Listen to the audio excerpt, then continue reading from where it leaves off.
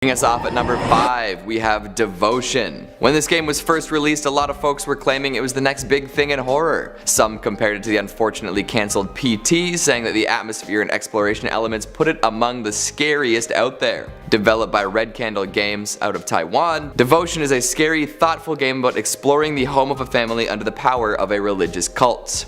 You play the role of a screenwriter who has fallen on hard times. As his family finds it harder and harder to make ends meet, he turns to the teachings of a cult leader who says he can cure his sick daughter. This leads to a deep obsession with the cult, prompting the father to perform many sickening deeds as the family spirals into darkness. It's an unsettling story made scarier by the atmospheric gameplay. However, none of the actual scary stuff is the reason behind the ban. Devotion was pulled from Steam after players found a political joke mocking Xi Jinping. Infamously known as the Art Asset Incident, this little joke caused immeasurable harm to the developer. There was a hidden poster in the apartment that reads, "Xi Jinping, Winnie the Pooh moron." If you're aware of Xi Jinping's absolute power in China, you'll understand why this was such a big deal. As Red Candle was based in Taiwan, where they were nominally outside of the reach of China's regulatory bodies, not much could happen to them. But Devotion's Chinese publisher, IndieVent, was not.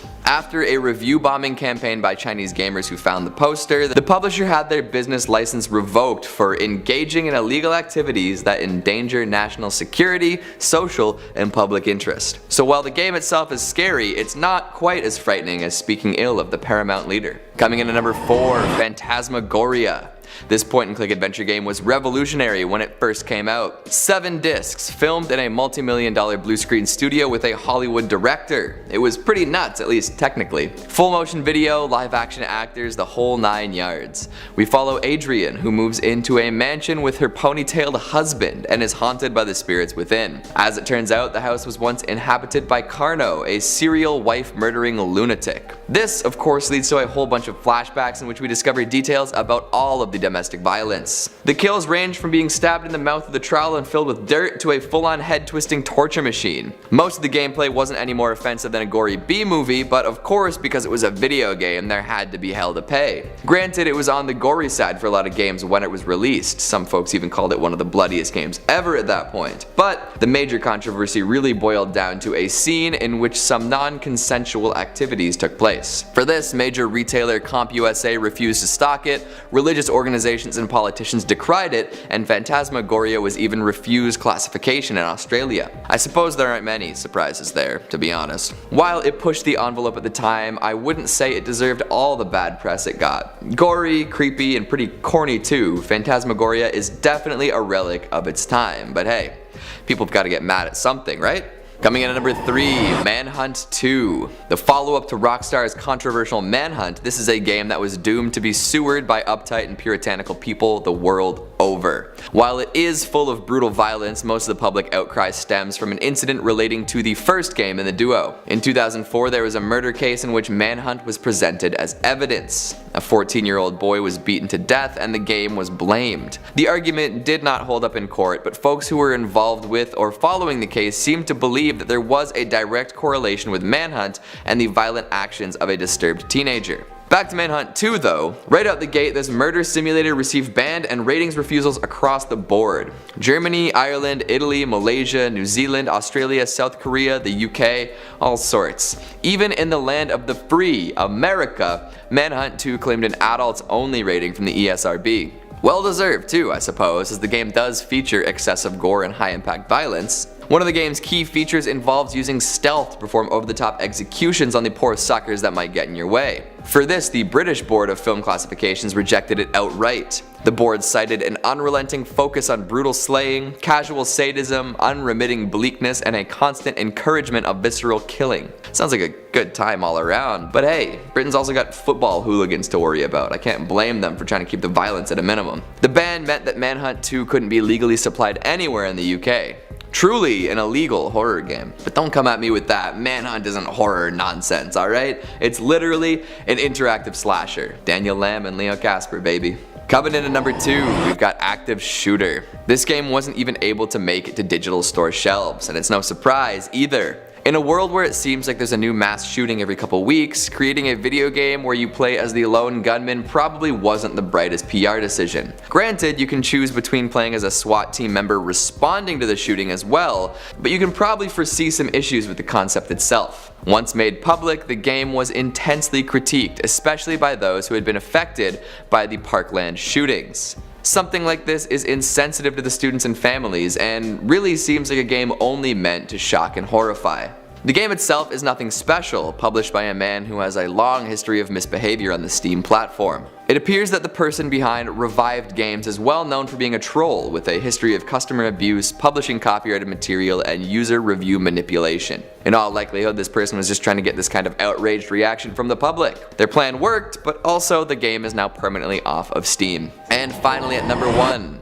Assault Day. Yeah, the title isn't really Assault Day. It's a little less politically correct. Investigate at your own risk. This is another instance of a developer making something for the sole purpose of being controversial. Published by indie developer Jake Roberts, it was later revealed that this was apparently an alias for US Air Force official Mikhail Randolph Upjohn. It's a visual novel taking place during a zombie apocalypse. The player controls a menacing serial killer rapist as they make their way through the rapidly deteriorating world. However, survival and teamwork aren't really on the main character's mind. No. In Assault Day, the assault and abuse of women is encouraged to progress the plot. Dialogue and action options are presented, most of which involve the exploitation of female NPCs. Upon hearing about the gameplay elements, people scrambled to have it removed from any and all platforms ahead of its time. Well, it was indeed pulled from digital marketplaces that didn't prevent the game from being downloaded. According to Upjohn, it was too late to ban the game as copies had already been distributed. And of course, nothing ever really disappears from the internet. In the meantime, many organizations are doing their best to prevent further spread of the game. In South Africa, there are online monitors being tasked with constantly checking platforms that could potentially distribute the game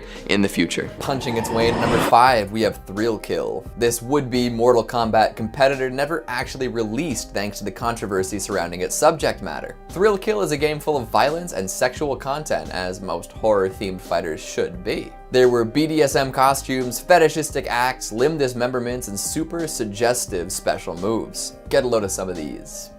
Slap. Going down. Swallow this.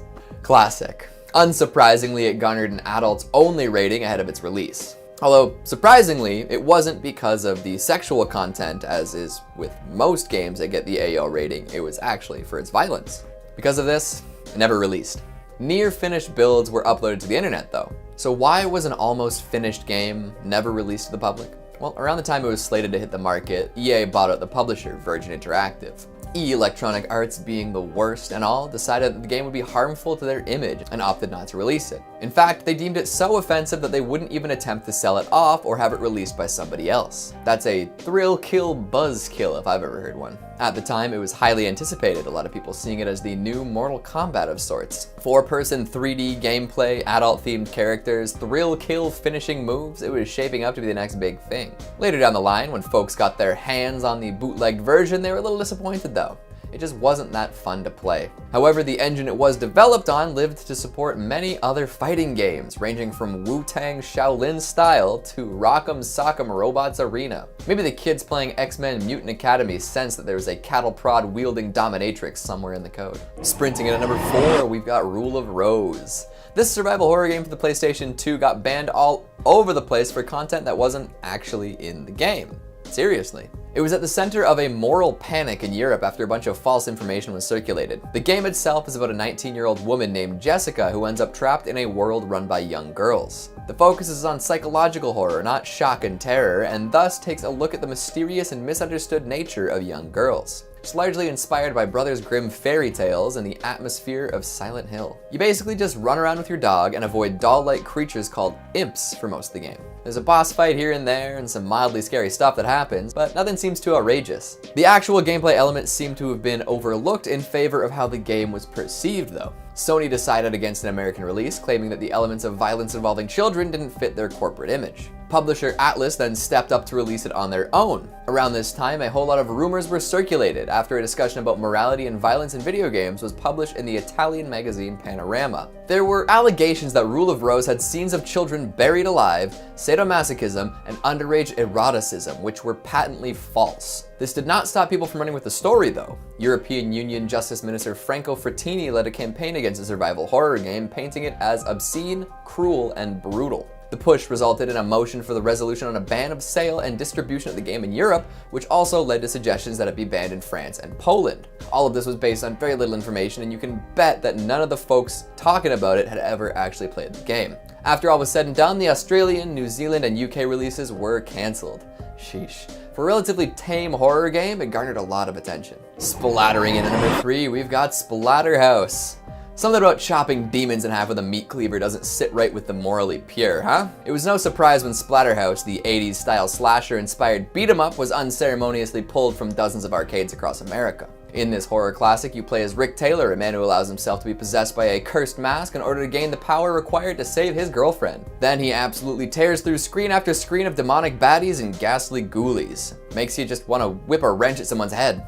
I'm not crazy, you are. It was actually the first video game to come with a parental warning, which read, "Warning, this horrifying game may be inappropriate for young children and cowards." Damn, Splatterhouse, you're just asking for the cowards to come out and ban you. The arcade cabinets were licensed to Atari for distribution in North America, and like all good, cool things, it was controversial there. Violence, gore, and references to Christian symbols like the cross. It's brainwashing our youth, get it out of there. So after 100 cabinets were sold, it was banned. I'm sure the owners of the arcades were thrilled. Eventually, there was a port made for the TurboGrafx 16, but it was toned down. Less blood, no crosses, and a red mask to avoid the Voorhees connection. This was not the end of the Splatterhouse ban story though, no, not by a long shot. Like most classic franchises, Splatterhouse got a mediocre 3D remake in the PS2 Xbox 360 era. And like most violent video games, Germany said, get out of here with that nonsense. Oh, Splatterhouse, you're too splattery for your own good. Coming in at number 2, we've got Condemned: Criminal Origins. Speaking of German bans on video games, let's talk Condemned.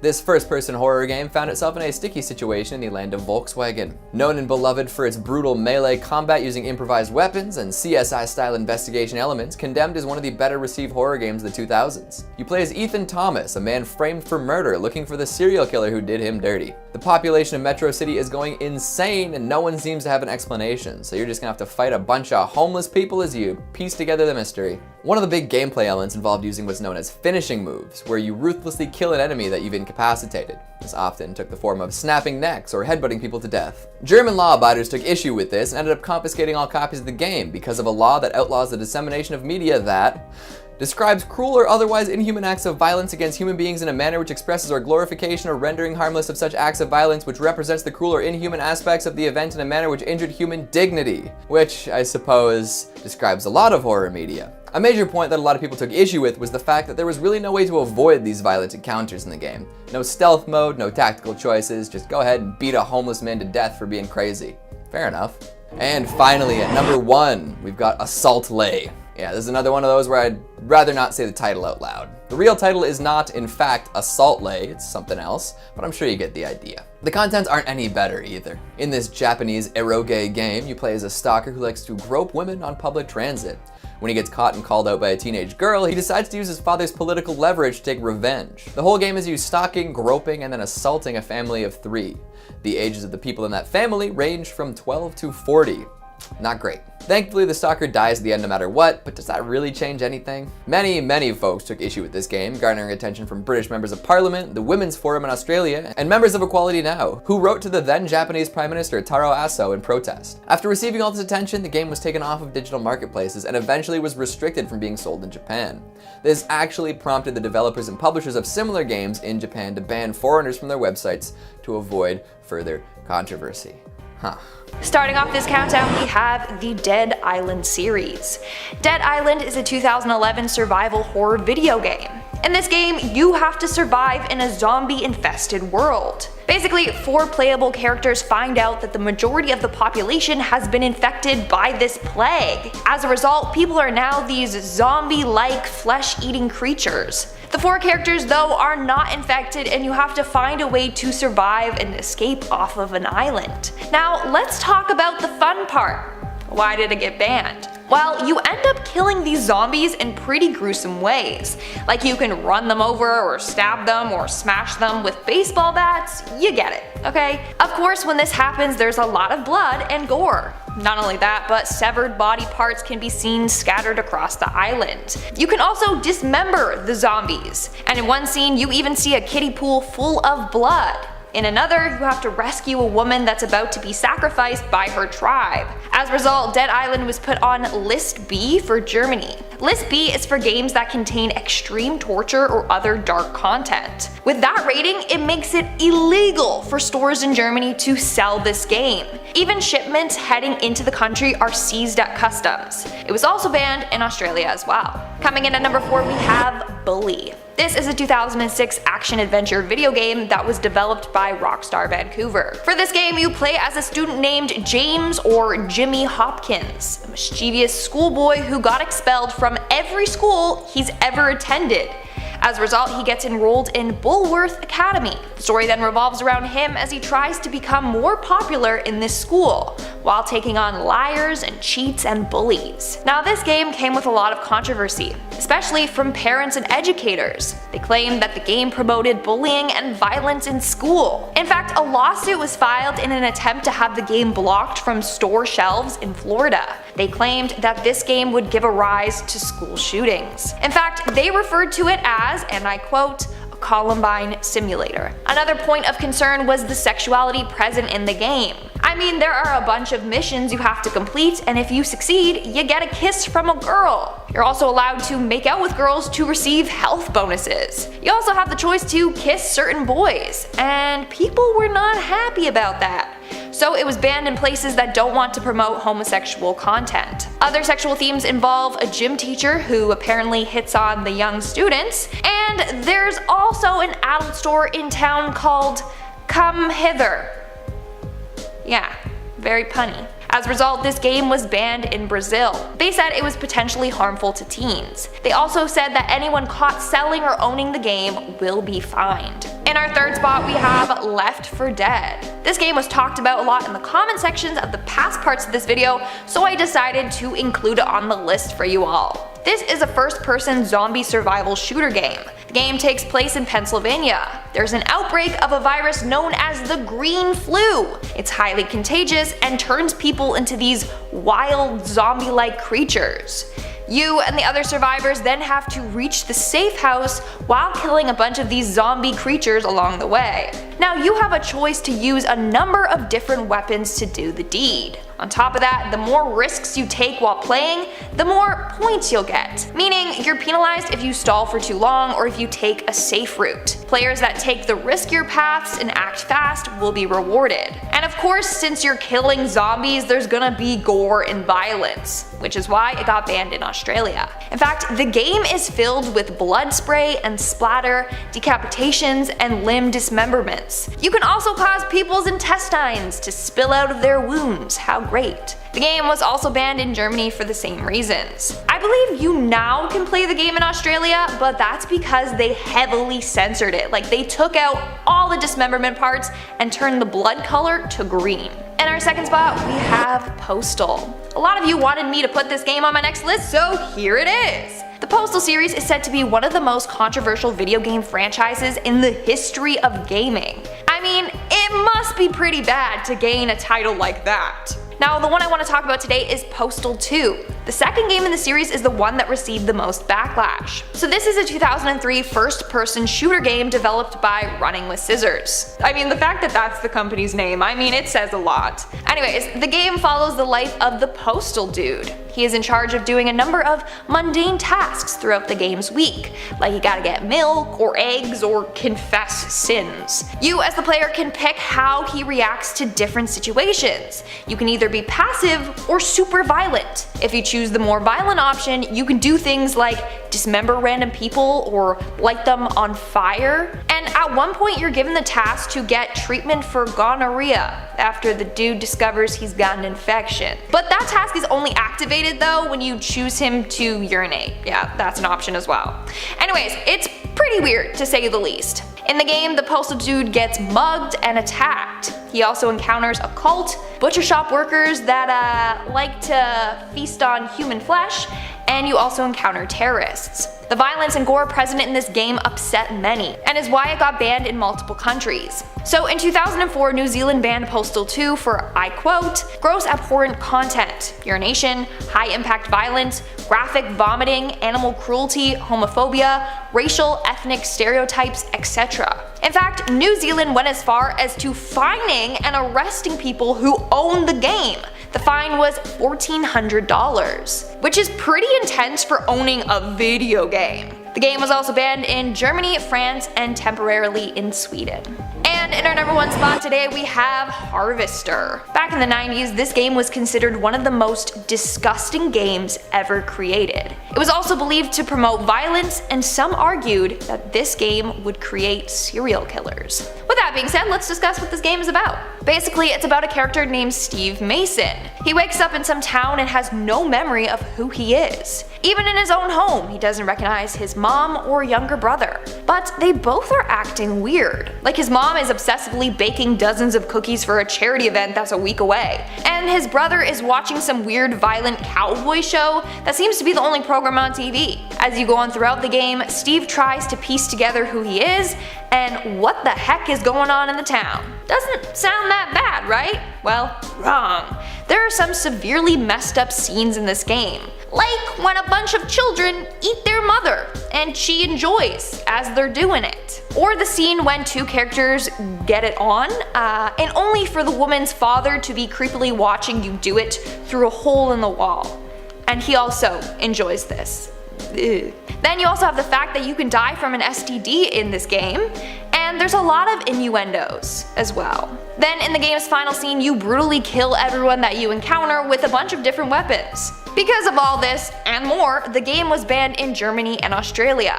It was also banned in the UK, but then they just heavily censored most of the game, and then that's the only version you're allowed to play there. Coming in at number 5 we have Manhunt 2. Manhunt 2 is a psychological horror stealth video game released back in 2007 and follows Daniel Lamb, a mental patient suffering from amnesia, as he tries to uncover his true identity. He is accompanied by Leo Casper, a sociopathic assassin who guides Daniel in his journey. Now I should preface this point by saying, my parents bought me this game on the Wii, way back in the day. I must have been maybe 14 or 15 years old, but regardless of my age, it was still a truly messed up game to give someone, especially at Christmas. Now Manhunt 1 was incredibly chilling and controversial, with a different kind of horror to most of the games on our list.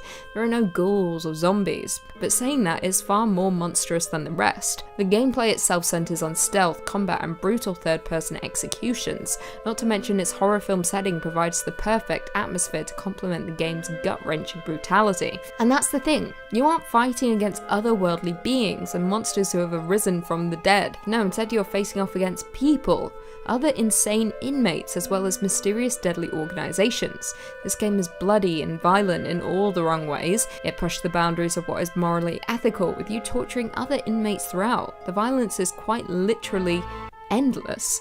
The game was met with mixed reviews, however positive reception came from the game's presentation of graphic violence and its psychological horror-based storytelling, which is a bit of a surprise, to be honest. Despite that though, the game did fall short of its predecessor, yet it is equally as terrifying, but not in a good way. The violence is disturbing and your actions fill you with guilt. The game should not be played. Trust me. Coming in at number 4 we have Penumbra: The Black Plague. Penumbra: Black Plague is the second installment of the Penumbra series of episodic video games developed by Frictional Games. The story continues from the previous episode, Penumbra: Overture, showing the protagonist Philip moving away from the abandoned mine setting of the original to explore an underground research base. Now first and foremost, it should be noted that this game is also developed by the same people behind Amnesia: The Dark Descent, a game which may or may not appear on our list a little later on.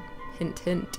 Much like Amnesia, combat mechanics are shelved in favour of puzzles, stealth, and just plain running away in order to survive, instead of making this game scary the most. When you are rendered useless with no weapons whatsoever, all you can do is run or hide. You have no way of defending yourself, all you can do is try to survive. And what is scarier than that? Black Plague was received well by critics, IGN stating, "Without the awkward combat of Overture, Black Plague is a smoother experience where the clumsiness of the physics and control systems are exposed far less frequently." But like I said, there is nothing you can do to defend yourself other than run or hide, which makes this game absolutely horrifying. Please do not play it. Trust me. You'll be awake for many, many, many nights. Coming in at number 3, we have Fear. Fear, which stands for the First Encounter Assault Recon, is a first-person shooter survival horror game released back in 2005. The game's story revolves around a supernatural phenomenon, which Fear, a fictional force team, is called to contain. The player assumes the role of Fear's point man, who possesses superhuman reflexes, and must uncover the secrets of a paranormal menace in the form of a little girl. Now, this is one of the more unique horrors we have on our list, considering you can actually defend yourself with guns. Yay. However, those bullets are rendered useless by a little girl standing at the end of a long corridor with lank black hair over her face and blood splattering all over the walls. Ultimately, this little girl makes gibbering wrecks out of all of us.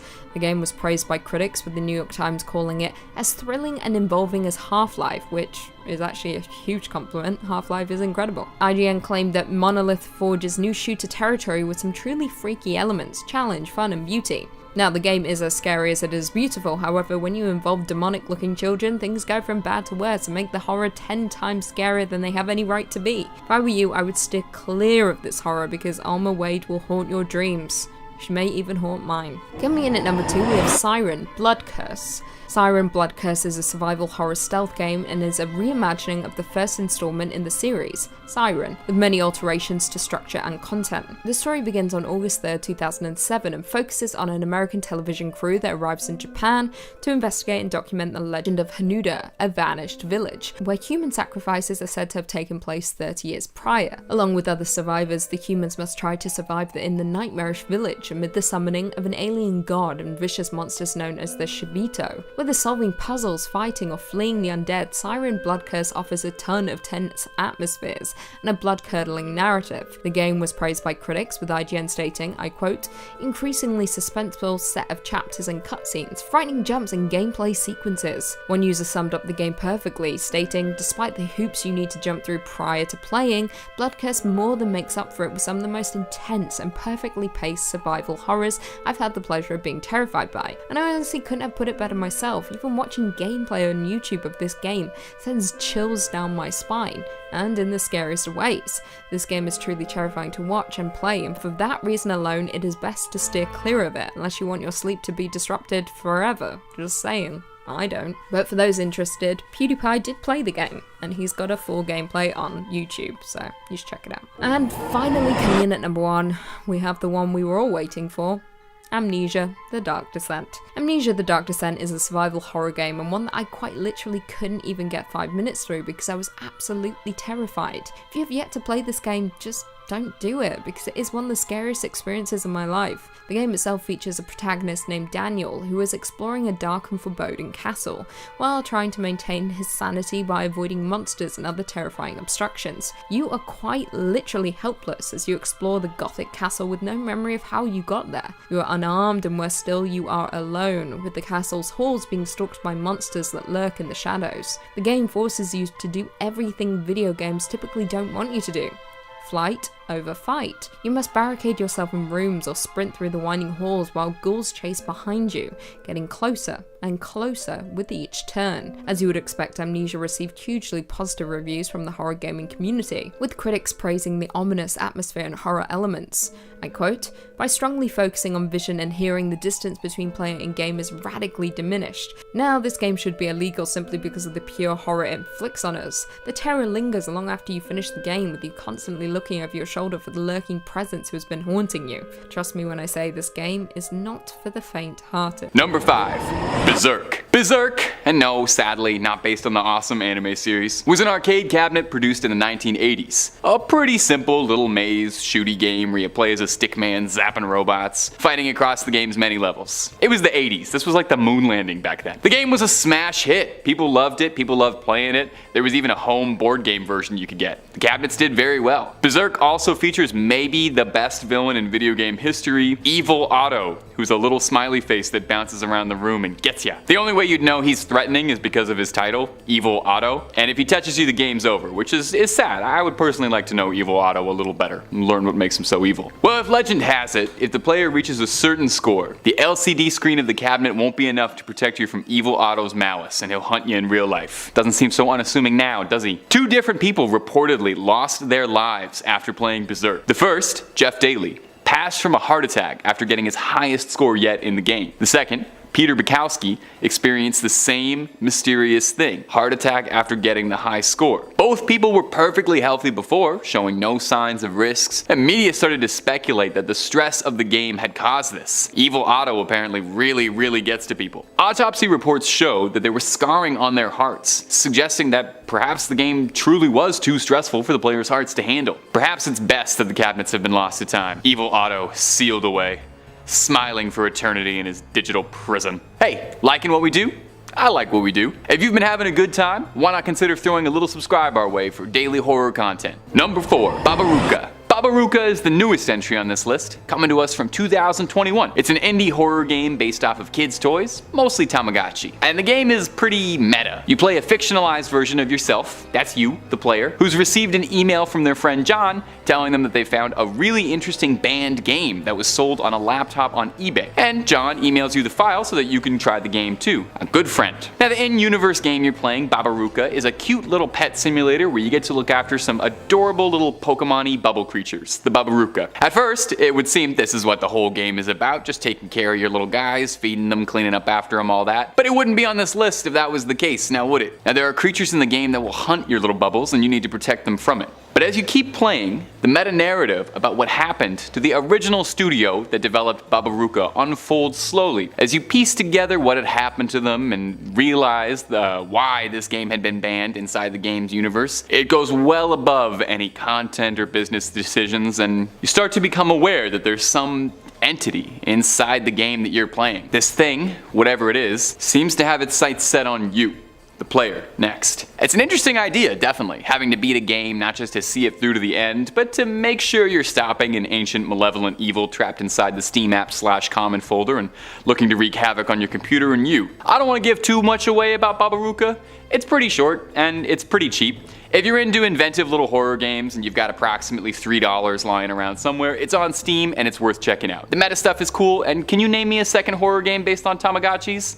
I don't think so. Number 3, Polybius. I've talked about Polybius on this channel before, and I probably will talk about Polybius on this channel again because it is just too crunchy an urban legend for me to resist talking about it. It's genuinely one of my favorite little creepy stories on the internet. There's a half-decent chance Polybius and the legends around it probably inspired 1 or 2 entries on this list. The stories go that Polybius was an arcade cabinet released in 1981, produced by an elusive, mysterious studio named Sinneschlossen, a butchered German translation of the words to lose sense. Polybius wasn't like other arcade games and seemingly wanted something more out of you than just your parents' allowance. The game was similar to Asteroids, where the player plays a geometric shape blasting off against other geometric shapes. Like I said, again, it was the 80s. They didn't know about Apex Legends or Overwatch yet. This was as cool as video games could be. The simple game, though, was apparently so addictive that it would drive people to lunacy. Players were outright addicted to it, unable to think about anything other than Polybius after they played the game, reporting obsessive compulsive thoughts, dreams about the game, constant headaches, unexplained pains, and even going so far as people in arcades would break out into fights over who got to play next. Now where it gets very strange is allegedly the arcade in Portland, Oregon, where Polybius was first tested, would get regular visits from shady men in black suits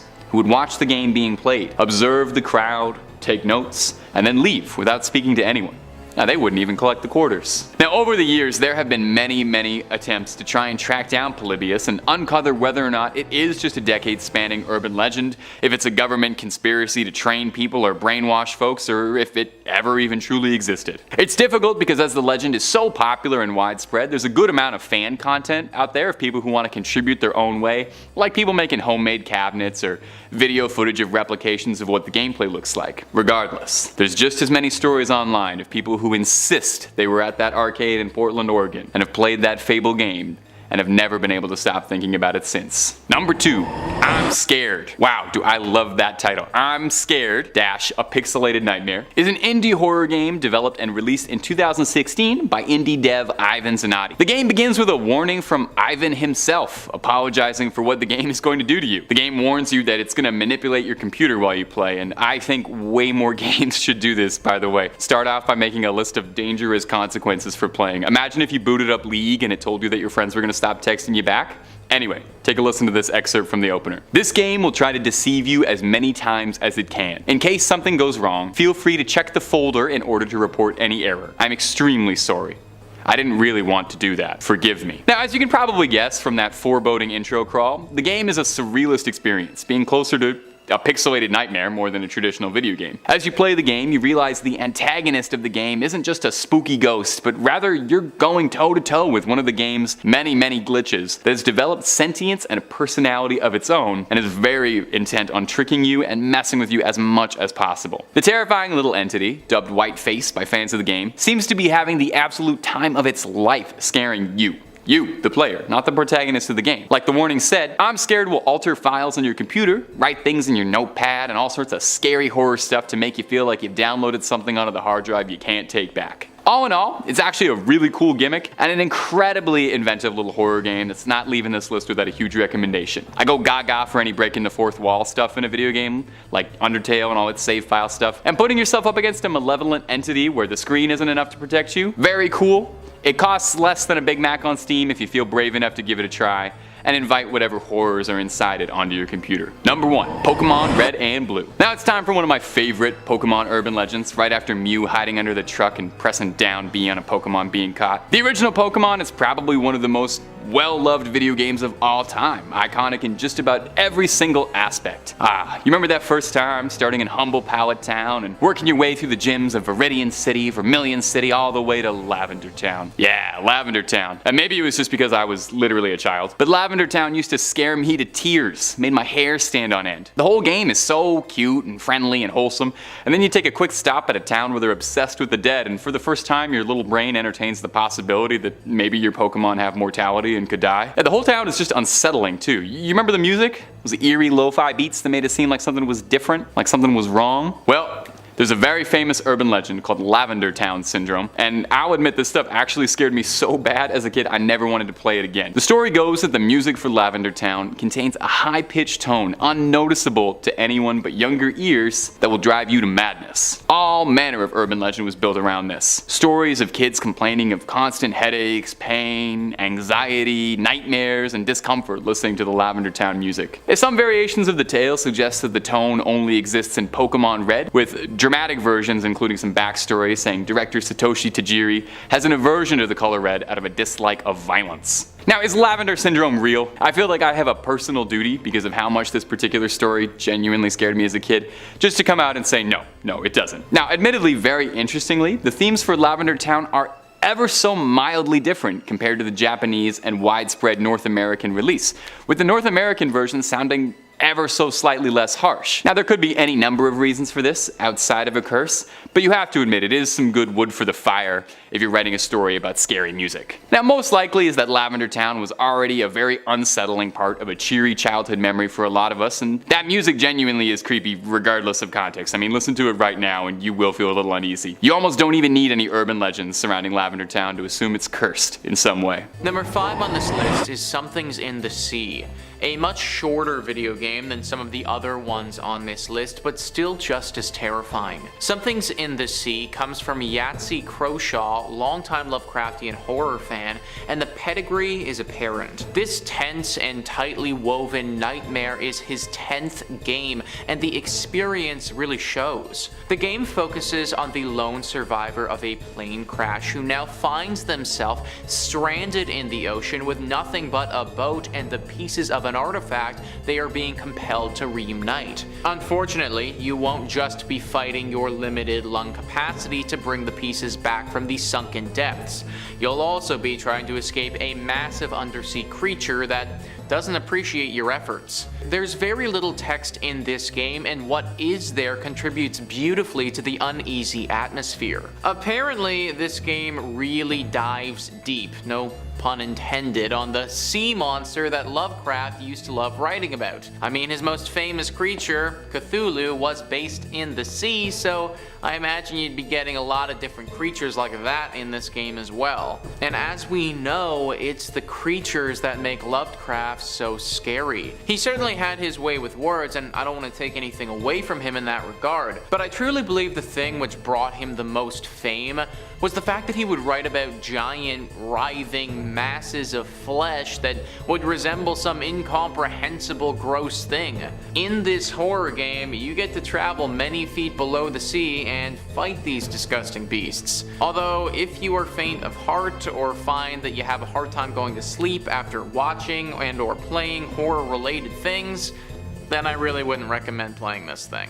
Number 4 on this list is The Consuming Shadow. The name of this game just sounds ominous as hell and like something directly from Lovecraft's mind. Cog Connected says, The Consuming Shadow tasks the player with stopping a shadow that is trying to enter our world. If this ancient is permitted to enter our reality, then it will change the world irrevocably, tearing the very logic of existence asunder. You don't want that to happen, so you grab a shotgun or a book of spells, get into your car, and start looking for clues on which eldritch being is trying to pull a fast one. Gather enough information, save towns from corruption, and kill enough monstrous servants of the ancient, and you'll find a way to seal it. Just be careful. You literally cannot kill this thing, and the game's sanity meter means that if you slip up, you can end up taking your own life in a fit of madness. This game is part retro dungeon crawler, part adventure game, part roguelite, and its horrific atmosphere and writing are excellent. The graphics, much like Something's in the Sea, are deliberately retro. Maybe the game developers didn't intend for this to happen, but a fun side effect of this game is that not only will your in-game sanity slip, but it's possible even your out-of-game real-life sanity could be at risk depending on how long you play for. Retro graphics aren't usually super terrifying, but if they have the right story attached to them and all other elements of the game are rock solid, then they can be. Apparently this game is incredible as far as the horror genre goes and nails literally all of that, which makes this a great game for what it intended itself to be, but also a super scary horror video game that you should be very cautious with if you're the type of person that chooses to play it. Number 3 on this list is Fallen London.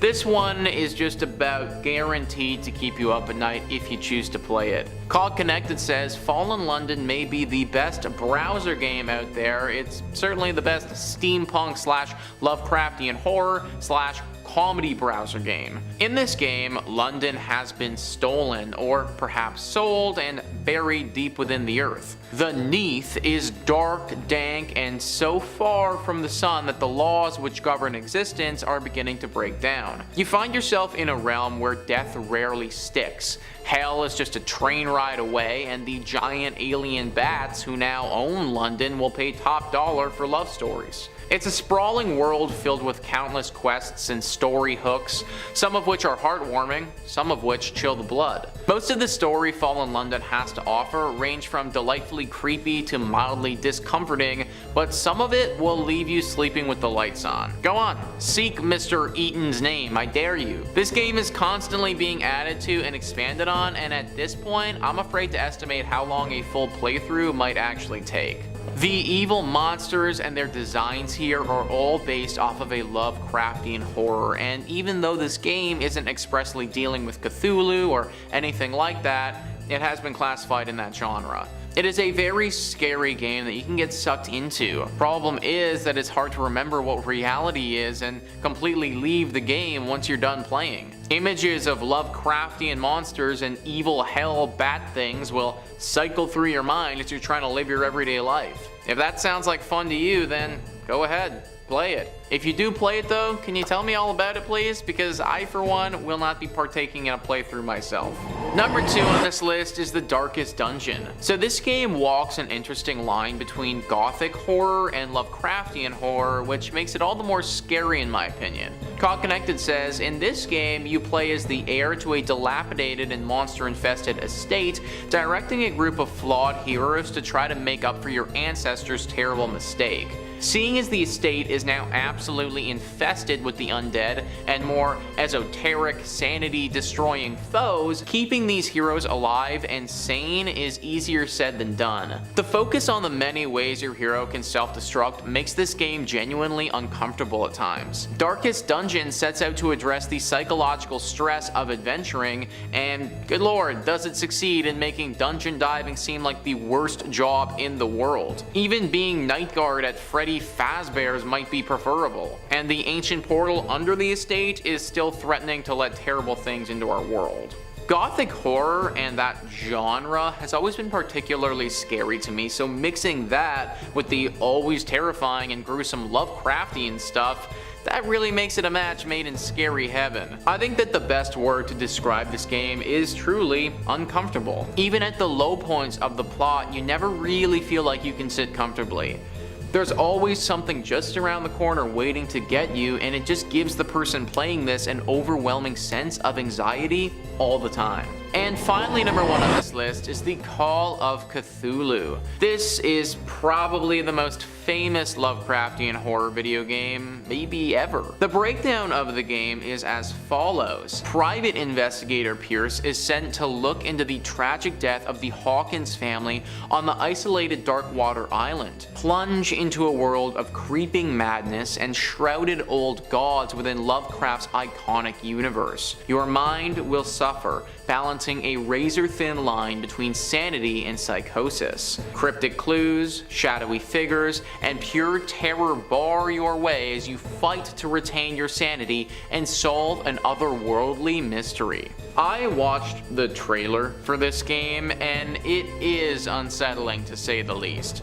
I haven't personally played it because that would kind of go against the title of this video, but damn, it looks like a lot, guys. Like, the main character goes through a freaking roller coaster of emotions during that trailer, so I can only imagine what the full game experience is really like. During the trailer, there are a bunch of lines of text that flash up, basically little highlights of reviews that people have made of the game. Terrifying, unsettling, horrifying, will keep you up at night. These are just a few of the things that those reviews were constantly saying. Obviously, this game is a masterpiece in the Lovecraftian horror genre, but it might be a little too good. Lovecraft stuff is scary enough just in my imagination, let alone playing it all out. If any of you folks have actually played this game before, then I would love to hear about it firsthand. Do you recommend it, or should we stay away? In at number 5 we have Kill Switch. Kill Switch was created in 1989 by a Russian gaming company. Only 5,000 copies of the game were made. The story follows a woman waking up in a coal mine. You follow her mission to the surface, encountering demonic inspectors, undead miners, and possessed machinery. One of the first horror games, Kill Switch had a side-on viewpoint. You would find recordings around the mine that would tell you more about what happened to the people here. There were other puzzles with long arcs, including one described as laughably complex in the form of markings on the axes of undead enemies. The markings were in code, and figuring out the cipher for this code was the second hardest thing to do in the game. You had a pet in the game named Gust. Not much is known about Gust, but the developers described them as Porto and her beloved Gust. You could switch to Gust and become invisible to enemies, but also to you as the player, so although it was useful, it was easy to lose where your own character was on screen. As mentioned before, there were only 5,000 copies of the game created, and as the first few players completed the game, the remaining copies became precious. As people started to finish the game, there were reports that the game completely destroys itself on completion. It was never confirmed if this was done to make the game more mysterious or if a virus has attached itself to the game. Players were not happy about this. You would never be able to play the game again if you enjoyed it. More than that, the more people who completed the game, the rarer it became. Today, not many people, if any, have ever played it. The game is thought to have dragged itself into extinction. It quickly gained the reputation of being cursed. In 1989, it is believed that the technology needed to program the game to self-destruct just did not exist, and if it did, it would be worth far more than the game itself. It is a mystery as to how this happened. People have since created their own safe versions of the game, so if you do fancy giving the game a go, please stick to this version. Coming in at number 4, we have Hall of Tortured Souls. Hall of Tortured Souls is an Easter egg from Windows 95. This Easter egg started a rumor in the 90s that Microsoft might be hiding satanic secrets. Hall of Tortured Souls seems like a horror game, but it was designed to give credit to the creators of Windows 95, something that clearly horribly backfired.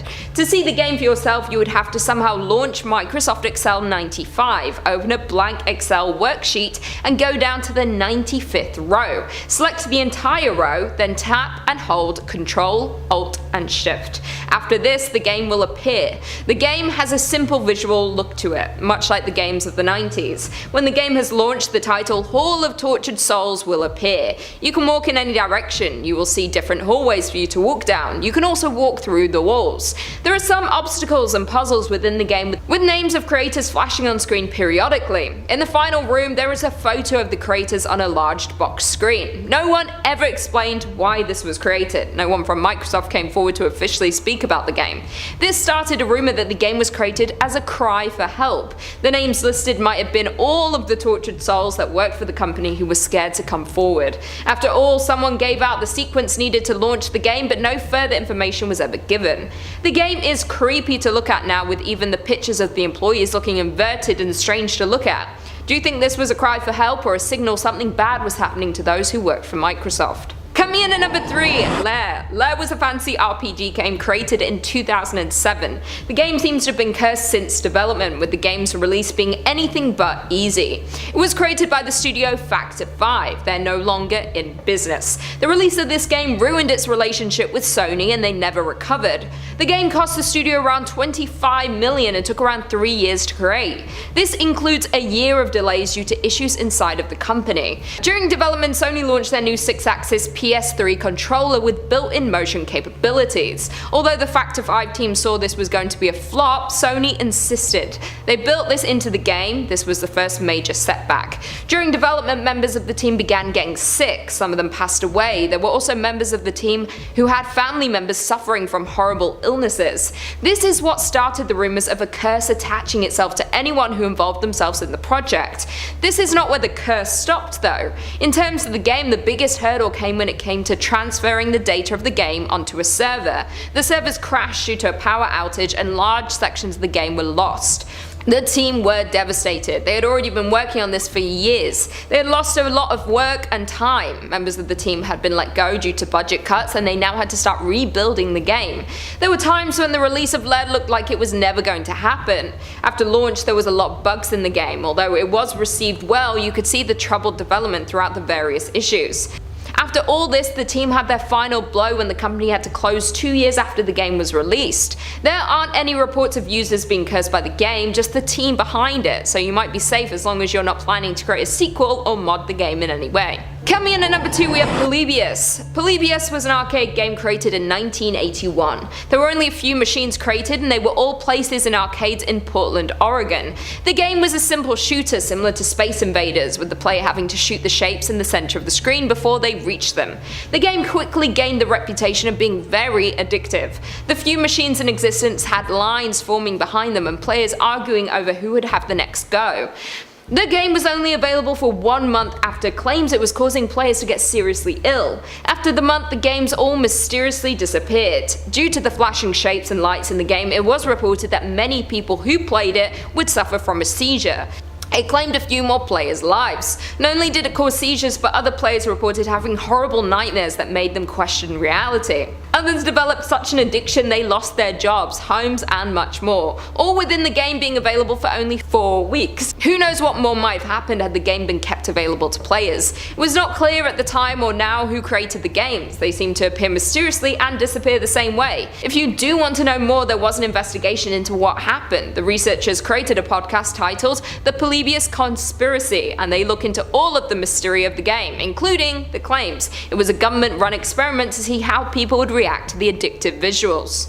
And finally, coming in at number 1, we have Sad Satan. Sad Satan is a PC game that was first reported in 2015. It was reported on by a YouTuber who claimed they were told about the game from a subscriber. They were given a link to the website that the fan had found on the deep web. Of course, anything from the dark web is not to be trusted. The most troubling part to the whole story is that as the YouTuber Obscure Horror Corner played through the game, subscribers got more concerned for their well-being. After they posted part 4 of the playthrough, they were never heard from again. That was 6 years ago now. No one knows where they are, what happened to them. If you go to that video, there are comments from today from fans looking for them, asking if they're okay. We might never know what happened after playing this cursed game. Since he played the game, it was never found again. No one was able to find the link or uncover where the game was. People have searched high and low on the dark web, and no evidence of the game has ever existed. The game itself is a hard one to describe. It seems all you can do is move around. There is no combat or interacting with objects. You simply explore the area, which is distorted and not well lit. Disturbing images flash on the screen as you move around. Obscure Horror Corner's playthrough has millions of views and comments of people desperate for answers about the game and their whereabouts. Please do not go looking for this game. And if you're out there, Obscure Horror Corner, I hope you're okay. Number 5. Left 4 Dead 2. Up first on our list is Left 4 Dead 2, the sequel to Valve's 2008 smash hit Left 4 Dead. Left 4 Dead 2 changed the game entirely, revolutionizing the zombie genre and reinventing everything you knew about Left 4 Dead by taking the exact same game and setting it in Louisiana instead of Pennsylvania. Now the actual game is amazing. I could hark sweet nothings about Left 4 Dead all day. The 4-player co-op zombie survival game was some of the most fun you could have with an internet connection back in the day. I probably lost hundreds of hours of my 8th grade playing Left 4 Dead 2. But if you happen to live somewhere like Australia or Germany, you wouldn't been able to have played Left 4 Dead 2 at all, since because of its intense depictions of violence, the game was deemed too heinously gory to be sold, classifying it as too violent to be sold as an MA-15 game, the highest rating Australia had at the time. Valve tried to fight back against the classification as much as they could, insisting that all the violence depicted in the game was against zombies, who are no longer human. They just look like humans and fall apart pretty easily. The workaround? Valve released a heavily censored release of Left 4 Dead 2 for international markets, which removes just about everything yucky. No missing limbs, no guts, gore, blood, and piles of bodies are all gone out of the Australian release. Oddly, and possibly as an apology for removing content, the German release of Left 4 Dead 2 also heavily censored all the violence, features weaponry not available in any other releases of the game, all ported over from Counter-Strike's source. Pretty funny to note as well, the cover art for Left 4 Dead 2 is a severed hand missing a couple fingers, with 2 fingers held up to denote that it's Left 4 Dead 2, like this. Well, because that gesture is considered rude in England, the cover was replaced there with a variant where the hand is facing backwards. And hey, on the off chance anybody from Valve's watching, if you guys wouldn't mind, I really would like another Left 4 Dead. Don't forget to subscribe for more horror content coming your way every day. Number 4. Silent Hill Homecoming. Silent Hill has always been one of the most terrifying video game series on the planet. When you think of the hulking Pyramid Head or any of the other flesh monstrosities that wander the restless dreams of that town, Silent Hill has always been good at making your hair stand on end. Silent Hill Homecoming was the 5th Silent Hill released, and the first by a studio that wasn't Team Silent. The player is put into the boots of Alex Shepard, a Spec Ops combat veteran returning to his hometown, not of Silent Hill, but its neighboring town of Shepherd's Glen. It's a homecoming, if you will. Now the actual game is okay. I'm too close to Silent Hill to speak about the series fairly. I wouldn't say it's the scariest Silent Hill, and it's not the best, but it's also not the worst. It's kind of just right in the middle. But it's the only game in the series that was ever outright banned. The game contains some pretty intense violence, probably the goriest entry in the series, I would say.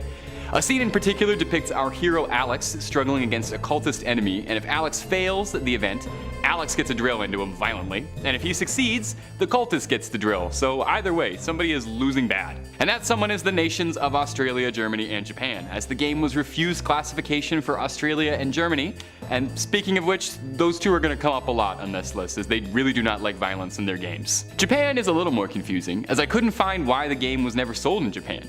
Violence doesn't usually tend to get a game banned in Japan, so it's unknown why it was never available there, but to our Japanese viewers, I gotta say, you're really not missing out on too much, don't worry. Number 3. Agony. Agony, agony, agony, agony. I was working at a video game store when this one came out, and boy do I remember the controversy around it. Our store only got a single copy of the game. Agony was a 2018 survival horror game that set out on a mission to be the most disgusting game ever released, and in a lot of ways, they achieved that. Agony follows the story of a lost soul condemned to hell with no memory of their former life, and like anyone who'd be trapped in hell, are trying fruitlessly to escape. Agony's main selling point was its intense depiction of hell, overflowing with blood, gore, fire, and brimstone. Agony is pretty much non-stop gooey gore from the second the game starts. The game was actually heavily censored before even being released, as initial ratings of Agony received the infamous adults only rating, which would have prevented it from being sold in major retailers or online platforms. So the final product had to be heavily edited just to even meet the M17 rating, the highest rating the ESRB gives out. I feel like it's worth throwing this out there if you're hearing about this and you think that I made Agony sound kinda cool and you want to check the game out. I'll let you know that the controversy seems like it was more a marketing thing because the actual game is kind of bad. For all its overwhelming gore, it gets really dull fast. You know, you walk into one room full of nightmarish, incomprehensible walls of 1,000 wretched faces screaming and crying blood, and really, you've seen them all, you know? The game gets pretty samey really fast, and the actual gameplay is really dull despite its environments. After its release, it became clear that Agony was nothing more than a maypole for controversy. Number 2. Condemned: Criminal Origins. Condemned: Criminal Origins was a launch title for the Xbox 360 all the way back in 2005.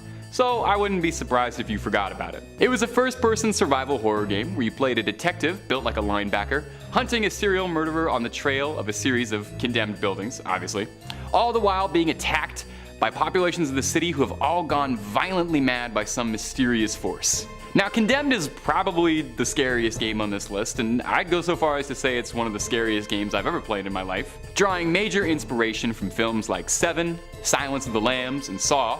Condemned is the kind of game that makes you feel like you'd need to take a boiling shower afterwards and scrub yourself. The game is entirely in a first-person perspective, and you really feel like you are knee-deep in the filthy grime of the city. So what banned Condemned?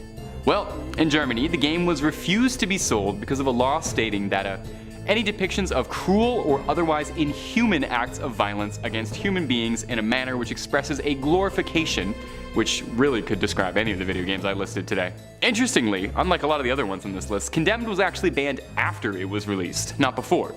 Its sequel, Condemned Bloodshot, was also banned for the exact same reasons. Now, for what it's worth, Condemned is pretty vile and pretty scary. It's a testament to how disturbing the game is in its depictions of horror, foregoing supernatural elements and trying to depict the situation as realistically as possible. You do have to admit, it is kind of ironic too, that when you think about it, the game itself was condemned. Still, nonetheless, if you're feeling brave and up for it, I would recommend checking it out. It is horrifying. Number 1. Manhunt. There could not have been any other game at number 1 on the list about banned horror video games. If you're passionate about horror games and you know your horror game history, you were probably already expecting for Manhunt to show up. When you really think about it, Manhunt is probably one of the most infamous video games ever released. Manhunt comes to us from Rockstar Games, who are definitely no stranger to controversy, being the developers behind Grand Theft Auto. If anything, they welcome controversy, even going so far as in the early days paying for bad reviews for the GTA games to make them seem cooler. A contraband video game? What kid wouldn't want that? Well, Manhunt was a similar situation. Almost all of Rockstar's games see you playing a criminal of some kind, be it a thug, an outlaw, or a high school bully.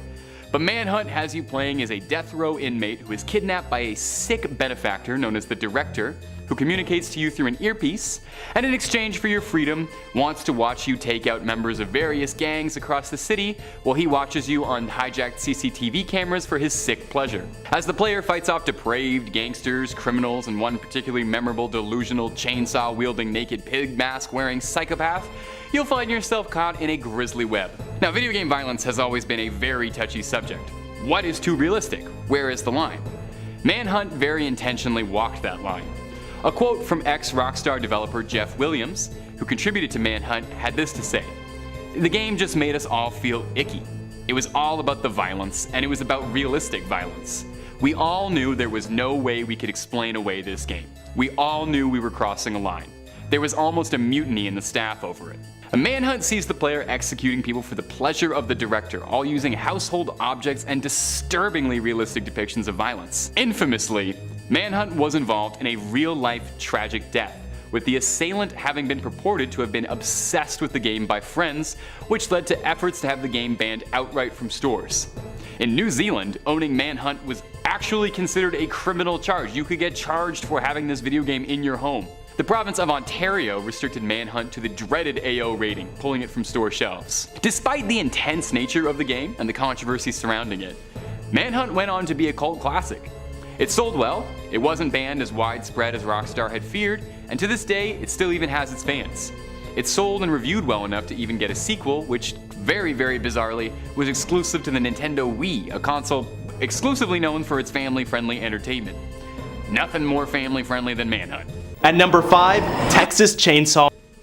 As the title suggests, this game is based entirely on the Texas Chainsaw, an iconic horror movie that came out in 1974. The movie is about a deranged killer known as Leatherface who, well, goes on a massive wielding a chainsaw. The movie garnered massive success despite a small budget and quickly became one of the most well-known horror movies of all time. The film featured plenty of violence and gore and spawned a whole heap of sequels and spin-offs that are still coming out today. And of course, it also spawned an amazingly terrifying game that came out August 18th this year. The game follows a similar concept as the movie, featuring a group of survivors being chased around by Leatherface and his crazy killer family, who have a penchant for human flesh. Many of the maps in the game feature many of the iconic locations from the movie, including a new area made specifically for the game, the Family Slaughterhouse. The gameplay is deceptively simple, but very creative. It's an asymmetrical survival horror game, meaning that players play in teams of uneven sizes. 4 players play as the victims, attempting to escape, and 3 others play as the flesh-hungry family, with one of them being Leatherface himself, trying to kill the victims before they can escape. This concept of asymmetrical horror games has become a trend in multiplayer horror games since the release of Dead by Daylight in 2016, but the scale of 3 versus 4 is unique to Texas Chainsaw,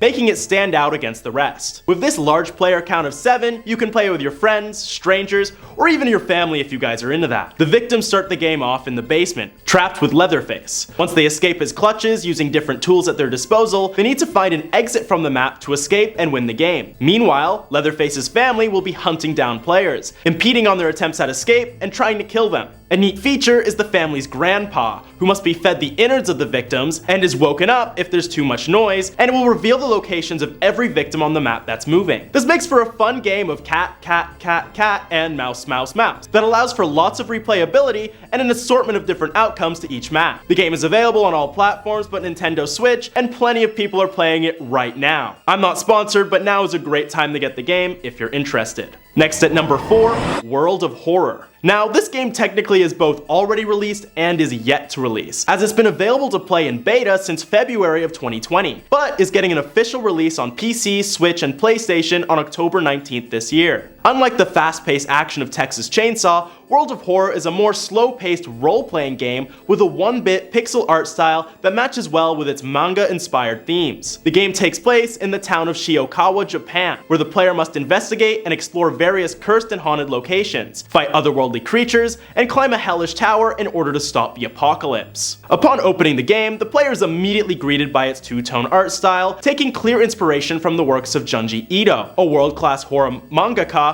known for making some of the most iconic works in horror. If you haven't read any of his work, I really recommend it. He's made some truly terrifying stuff. Off the bat, you're given the mission of exploring all sorts of different locations, which are all these self-contained horror stories, featuring terrifying monsters of all kinds. They vary from ghosts to demons to beings of pure cosmic terror that will keep players at the edge of their seats throughout each playthrough of the game. And with a massive collection of different stories and scenarios to experience, World of Horror makes for a very replayable experience, giving players hours and hours of fun and terror to have. The game has players solving assortments of puzzles, exploring haunted locations, and its main feature, turn-based combat. In many scenarios, players will have to fend off against the dark forces that inhabit Shiokawa, usually only using a trusty knife or other tools in order to go toe-to-toe with these eldritch abominations. A really memorable fight I had was in a high school against a woman with a big slit for a mouth wielding scissors. I was able to beat her with an inch of my life using nothing but a trusty baseball bat. This kind of underdog mentality keeps the game fun, rewarding, and scary as hell. If you're looking for a game you can pick up and play at any time,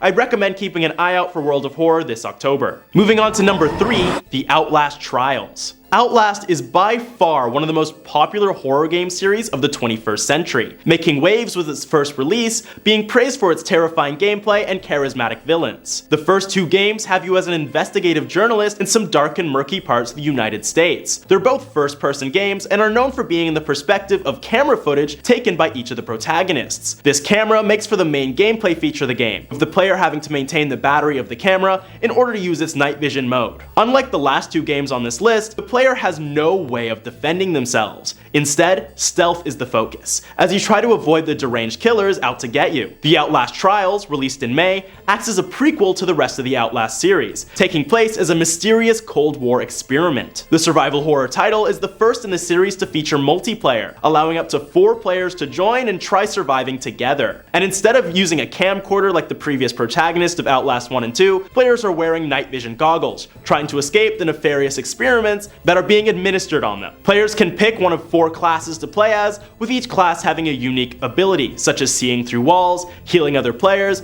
placing mines to deter their pursuers, and a throwing device to temporarily stun enemies. They can also pick up various items such as antipsychotic, lockpicks, and healing items, but can only hold 3 at a time. With past titles focusing on the aspect of being alone and trying to survive, this game encourages teamwork and coming together as a common goal, making the horror a lot more bearable for those who hate to be alone. But trust me, the game is still terrifying. The only question is, can you guys outlast these trials together, or will you all die together? I guess you'll have to play the game to find out. Number 2, Resident Evil 4 Remake. Now, I may be a little biased, but the Resident Evil series is one of, if not the most iconic survival horror series of all time, dropping instant classics at every release, and RE4 Remake is no exception. Now, I'm not sure if you guys know, but the original Resident Evil 4 is one of the most influential video games of all time. The game revolutionized action games, and of course horror, with its iconic over-the-shoulder camera and action mechanics. Not only that, but it features loads of personality and style, with its snarky protagonist Leon Kennedy, a cop-turned-secret agent sent to a remote village in Spain to rescue the daughter of the President of the United States. Of course, this is where things go wrong when he finds out the village is plagued with these zombie-like villagers known as the Ganados, infected by a deadly parasite called Las Plagas. The remake follows the same plot, but features modern-day graphics and gameplay that look and feel as smooth as a baby's bottom. The remake retains the same over-the-shoulder camera as its predecessor, but has more modernized features to suit a modern audience. Famously, the original RE4 would force the player to stop moving so that they could aim, attack, and shoot, but in the remake, the player can move freely while doing this. This decision by the developers sparked controversy amongst longtime fans of the series, as it dulls some of the challenge brought by the original game. But to most, it was a welcome inclusion. Another big change was the exclusion of quick time events. An iconic part of the original game was its quick time events, that you would need some quick reaction times to press a designated button in order to dodge boulders, attacks, and even battle Leon's old army buddy, Krauser. While this was a relatively new concept when the original game came out, it became such a popular trope in video games that many gamers felt fatigued by it. So it was removed in the remake. Regardless of its changes, Resident Evil 4 Remake has quickly become another iconic title within the Resident Evil universe, and acts as a worthy rival to the game it's based on. Now you might be wondering, if Resident Evil 4 is such a great and terrifying game and it's at number 2, what could possibly be taking the number 1 spot? Well, at number 1 is Dead Space Remake. Yes, another remake topping off this list, but it wouldn't be a top 5 horror game list without Dead Space. Another incredibly iconic horror classic, remade with some amazing graphics that will simply take your breath away. Dead Space, originally released in 2008, is a survival horror game that puts you in the shoes of systems engineer Isaac Clarke, as he joins a search and rescue team for the USH Ishimura, a spaceship that went radio silent after receiving a message from his girlfriend Nicole. When Isaac's ship crashes into the Ishimura, he's tasked with exploring the ship while fending off against demonic creatures called necromorphs and saving his girlfriend before they get to her. In order to fight these monsters, he uses modified mining tools and the special abilities of his spacesuit. The game was famous for its limb destruction features, originally introduced in Resident Evil 4, but taken to another level in this game where players could certain limbs of the necromorphs in order to incapacitate them. His spacesuit is also capable of things like telekinesis, allowing him to move objects around and freeze them in place in order to face off against powerful enemies and solve difficult puzzles. The game's atmosphere is like no other, the dark hallways of the Ishimura beckoning like the abyss, with frightful demons waiting for you at every corner. Dead Space is pretty well known as one of the scariest horror games of all time, and the remake is no different. With a complete graphical upgrade, the game only gets scarier, and if you've played any game in the Dead Space series, you'd be able to tell pretty quickly why it's earned its #1 spot on this list. Coming in at number 5, we have Rule of Rose. The Rule of Roses came out on PS2 in 2006. Rule of Roses is a survival horror game. It was set in England in 1930. You play as a 19-year-old woman who becomes trapped in a world ruled by young girls who have established their own hierarchy and rules. It is seen as a dark and twisted game. Before it was even released, it was banned in many countries due to topics it touches on. This means it was already seen as a mystery to the public and made them want to play it even more. It is said to push you psychologically as you explore an old orphanage. When the game was released, the talk around the game only grew. As the first few gamers got their hands on the new release, it appeared to not be a fun experience. This game did fly under the radar slightly as it was released on PS2 shortly after the release of the PS3, meaning many people had already moved on to their new console and were not playing new releases for the previous gen. There was a couple of deaths related to the game. It was reported that they were scared to death. Although the official report is heart attack induced by stress, these deaths could be completely coincidental. However, it does seem highly suspicious that these players were on the game at the time that they passed away. The game pushed them to such fear and stress that their heart simply gave out. Whether it is a major coincidence or the game is truly cursed, I would say that it is not worth finding out. Coming in at number 4, we have Momo. The Blue Whale / Momo game is less of a video game you start playing and more of a real-life social media game. It started in 2019, mostly in Russia. It is believed that the game was started on Facebook. There are a group of admins who use the page to give daily tasks to its members. The members are given daily tasks to complete over 50 days. It is unclear why the players keep playing. There is no clear incentive or prize that they will receive. For this reason, it is believed that those who play become cursed. This curse drives them crazy. They get paranoid, feeling like they're being followed. They believe that by finishing the game they would be saved from the curse. That once they completed the final task, they would finally be free. Unfortunately, that is not the case. On the 50th day, what seems to have happened with a number of players is that they post the blue whale on their Instagram account before taking their own life. This blue whale is the biggest indicator that they have been playing the game. The people who run the game seem to be able to manipulate the players to do whatever it is they want them to. The police were unable to get to the bottom of who was running the game. This again made people believe it may have been an entity, something that used this technology to spread its curse and seep into those people's lives to do what they need them to do, then dispose of them when they're done. There hasn't been much talk of the game in some years. The more the game was talked about and information was spread, the less people fell for playing the game. Most people these days are aware of the game, so it cannot take any more victims. If you do stumble across the game, do not join the group. It is believed once you complete the first task, there is no way out. Coming in at number 3, we have Pokemon 1996. In 1996, Pokemon created a version for portable consoles. It was the first version of Pokemon on Game Boy. Shortly after its launch, Japan had to look into some terrifying concerns. In the summer that the game was released, self-death rates between 6 to 12-year-olds shot up drastically. When looking into this, it appeared they all had one thing in common: they all owned the Pokemon game. They had all become addicted to the game, as is usually the case with such a huge launch. There was one dark location within the game that seemed to be the cause for the problem. The area name was Lavender Town, which was hidden away within the game.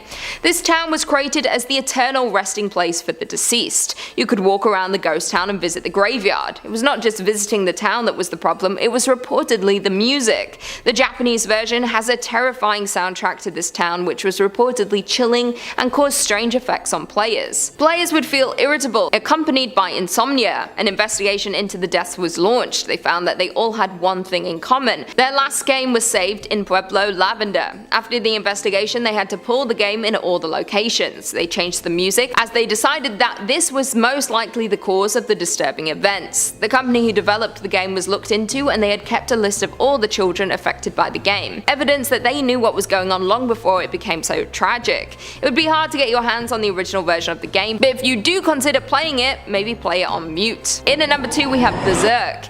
In 1980, Stern Electronics released the game Berserk. It was brought on in arcade versions and for Atari 2600.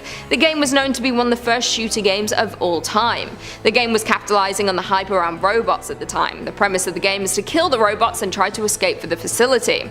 If you took too long in any section, Evil Otto will come to get you. Once released, it did not take long for claims to rise that the game had killed players. It might seem unlikely, but these deaths were confirmed. The first victim was 17-year-old Jeff Daly. He was playing the game at the arcade with his friends when he spent hours on Berserk to try and beat his top score. He finally beat it and reached 16,660 points. The minute the score went through the system, he suffered a heart attack and passed away. A few weeks later, there was an 18-year-old boy, Peter Pekowski, who had the exact same thing happen to him. Neither boys had previous health conditions. This caused a panic around the game. The media began to look into it and report on what was happening. A coroner did an autopsy on both bodies and created a report for the media on what might have happened. He said he could confirm they previously had no conditions. What he thinks happened was the stress of the game was too intense for these young boys to handle. He reported that the stress triggered a heart attack. There have been more deaths reported in relation to the game, but none have been looked into like those of the first 2 victims. There are no reports of the arcade or Atari versions being pulled. If you did manage to get your hands on a copy and play it today, you would have to be careful. Getting this high score is not worth your life. And finally, in at number 1 we have Taboo: The Sixth Sense. Taboo was released by Nintendo in 1989 for the Nintendo Entertainment System. The game was for tarot reading. You would simply input your name and date of birth and then ask about your future. You would then receive a usual tarot reading after it draws your chosen cards. The game had a lot of symbols of religion and even nudity, things that would not get approved in a game today. They expected this game to be family friendly, that you could enjoy with everyone, but many people became disturbed by the game and what it would tell them. Parents began to feel it was not safe for their children to be playing with games like this. Particularly disturbing was the game predicting the death of a few young players. It predicted their tragic deaths at their young age. The myth is that soon after it was predicted, a number of the predictions came true. Many players took the game seriously and believed that it could in fact tell the future. The manual of the game read, "We are not responsible for what may happen when Taboo or any effect, influence or miracle that may occur in the relation to the game." The mystery of Taboo confirmed that the game announced the death of some young people, who therefore supposedly died. Nintendo did not want the talk around this game to continue. They decided to permanently remove the game from its catalogue and pull it from its shelves. Of course, no matter how much they tried to bury the game, there are still copies out there and people who remember playing the game. If you do get your hands on a copy, please be careful. Once you know how you will die, there is nothing you can do to change your fate. Number 5. Resident Evil 3.5. When Resident Evil 4 came out in 2005, it seemed like space-age technology. The game didn't look like anything else. Its unique third-person camera and focus on tight gunplay made it feel unique, tense, like the action was up close and personal. Since then, pretty much every big budget action game owes a little something to Resident Evil 4. If we didn't have Leon S. Kennedy spin-kicking farmers in rural Spain, we wouldn't have The Last of Us, Dead Space, Uncharted, God of War, Bioshock. All of these games, developers have openly admitted were influenced and inspired by RE4's wild leaps in game design. So it's fascinating to think that a slightly different timeline could have played out if we had something different. The first ever gameplay demo for Resident Evil 4, referred to as Resident Evil 3.5 or Hallucination or the Hookman demo, is a small little peer into a world where Resident Evil 4 stuck to the same style of gameplay as the original game, with a fixed camera perspective and a stronger focus on horror in ways the series hadn't ever seen before. And there were no zombies or mutant crocodiles or any of the usual flesh monsters this time around. Instead, we saw series mainstay Leon going against what looked like ghosts and the supernatural, cursed dolls, and, if the demo's to be believed, his own mind. In this build of the game, Leon is infected with a virus that causes him to hallucinate, manifesting in you fighting enemies that weren't even there. It's a really cool idea, and one that wouldn't show up again until Resident Evil Village, all the way in 2022, nearly 20 years after the demo was first shown off in 2003. Now, unfortunately for Resident Evil diehards like yours truly, this E3 demo is all we ever got of the Hallucination or Hookman build. No playable version version has ever come out, nor are we even really aware if it ever truly did exist, or if all of this was more of a mock-up proof of concept. Now, in the end, we got the right game. Resident Evil 4 was a once-in-a-lifetime magnum opus of game design. It's probably my favorite game of all time. I think I've played it more than I've had hot dinners, and I'm glad it's the one we got. But it's fun to think about what could have been. In the 2 years between this footage and the final release of the game was unrecognizable, changing literally everything except the protagonist and his amazing leather jacket and haircut, leaving us only able to speculate what would have been like if we got this one instead. Would we have seen a golden era of haunted baby games? And if you're looking for more top scary content, hey, may I recommend Top 5 Scary?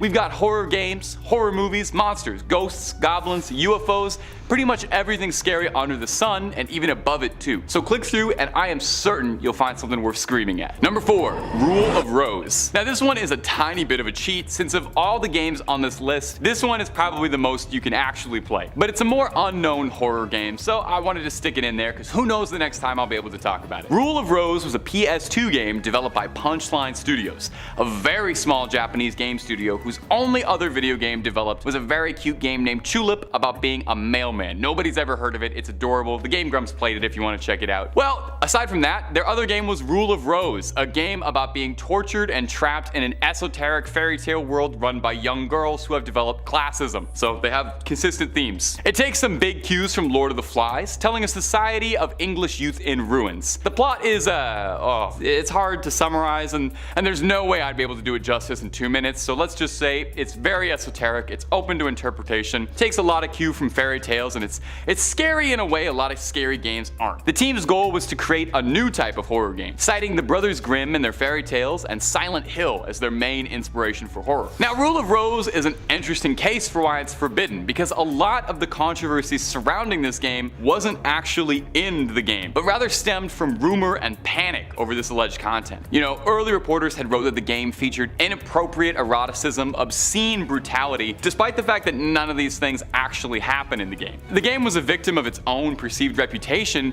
and it was banned across Europe from being sold. It was cancelled outright in the United Kingdom, France, Australia, New Zealand, and a few other little countries here and there. Justice Minister of the European Union, Franco Frattini, he spoke out about this incident, saying he was disappointed he wasn't consulted before it was outright banned. And he used the game as an example as to why government officials need to meet and discuss with gaming industry representatives to ensure they're not censoring content and maintaining freedom of expression, citing that he felt most officials who spoke so fiercely about Rule of Rose had not actually seen any of the game's alleged content, but was basing it off of promotional media or rumor. That's oddly fitting, I think, that the people making rules about it didn't even bother reading anything about it, just banning it outright. No, they're just like gamers getting mad at stuff they haven't played. Now, you're not outright forbidden from playing Rule of Rose, but good luck getting a copy. It's not available on any digital marketplaces, and physical copies for the original release tend to start at around $200. So if you're curious about it, you can always open up another tab on YouTube and try and watch a Let's Play. Much, much, much cheaper. Number 3, Dead by Daylight and Stranger Things. Now, if you're a horror fan and a horror gaming fan,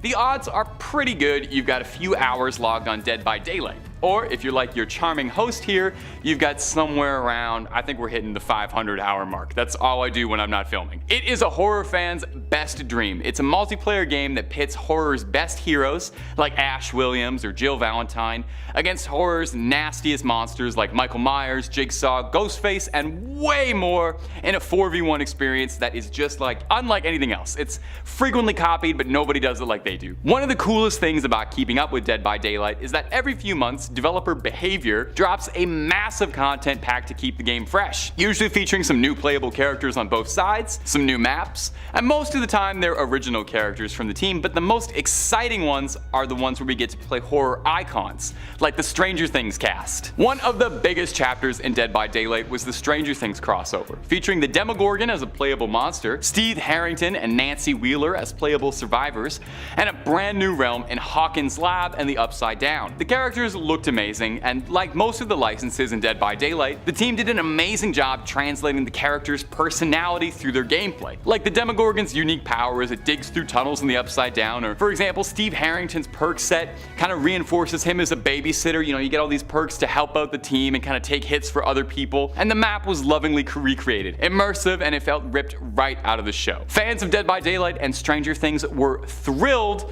up until 2021, when Behavior lost the license for the Stranger Things content, meaning Hawkins, Steve, Nancy, and the Demogorgon all had to be pulled from the game. Now, if you'd already paid for them, you could still keep them as playable characters, but if you hadn't bought them, then you are completely out of luck. They are gone, and there is no way to access them in the game whatsoever. Now, Steve and Nancy, it's sad, but their skills at least got added to the general survivor pool, but the Demogorgon and Hawkins are a really sad loss, as that's unique content to the game that is totally inaccessible. Hopefully someday the trio can return to the game, or even a new Stranger Things chapter. I would be stoked if they added like Vecna as a playable character or Hopper as a survivor. It's an idea for you there. Here's hoping the license come back. Maybe it will. Maybe it won't, but I'm gonna keep speculating. You know, stranger things have happened. If you got what I was doing there, it's like a little pun on the show. We'll move on. Number 2, Sad Satan. With a title that immediately sets off something in your head and graphics that look like they're not from this timeline, Sad Satan is an incredibly evocative game wrapped in mystery. We've talked about it before on this channel, but it's a very bizarre piece of internet history that's worth exploring time and again. The story surrounding Sad Satan is probably more interesting than the actual game itself to me. The gameplay is pretty rudimentary, the graphics are primitive, and on a first pass, you'd be forgiven for not having too much to write home about. You walk down a simple linear corridor, and there's these NPCs that look like little crying people. They line the halls, and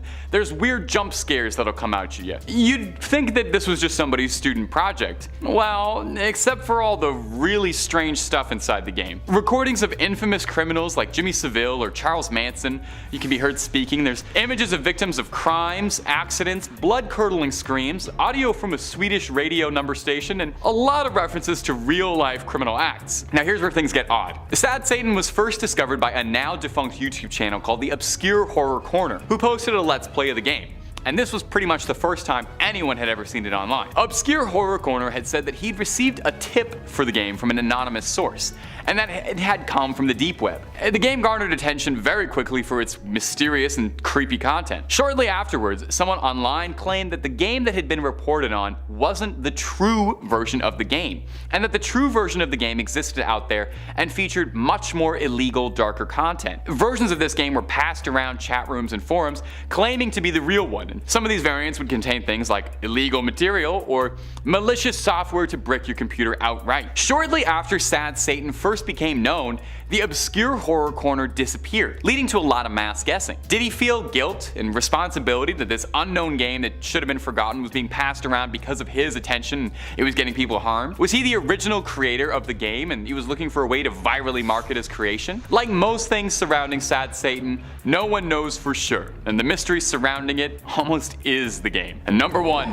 PT. It had to be, right? Our first entry had to be PT. Maybe the most instantly recognizable forbidden horror game, as unless you already have the playable teaser installed on your PS4, there is no way to play the game, which is a tragedy of the highest order, since what little we were given of PT is a near masterpiece. Please forgive me, I am about to wax very poetic and very nerdy for something I am way too passionate about. Everyone and their baby knows PT was a proof of concept demo for a revival of the Silent Hill franchise, being helmed by Metal Gear Solid's visionary and all-around weird creator Hideo Kojima, alongside the immensely talented lover of the macabre, Guillermo del Toro, as well starring Norman Reedus as the protagonist. For horror fans, this was like the ultimate gift and then some. Silent Hill had been on ice for years, and everyone was curious about what Kojima was going to be doing now that Metal Gear Solid had been retired. Kojima had openly talked about wanting to do a horror project, and in the middle of 2015, a mysterious game appeared for free on the PlayStation Store dubbed PT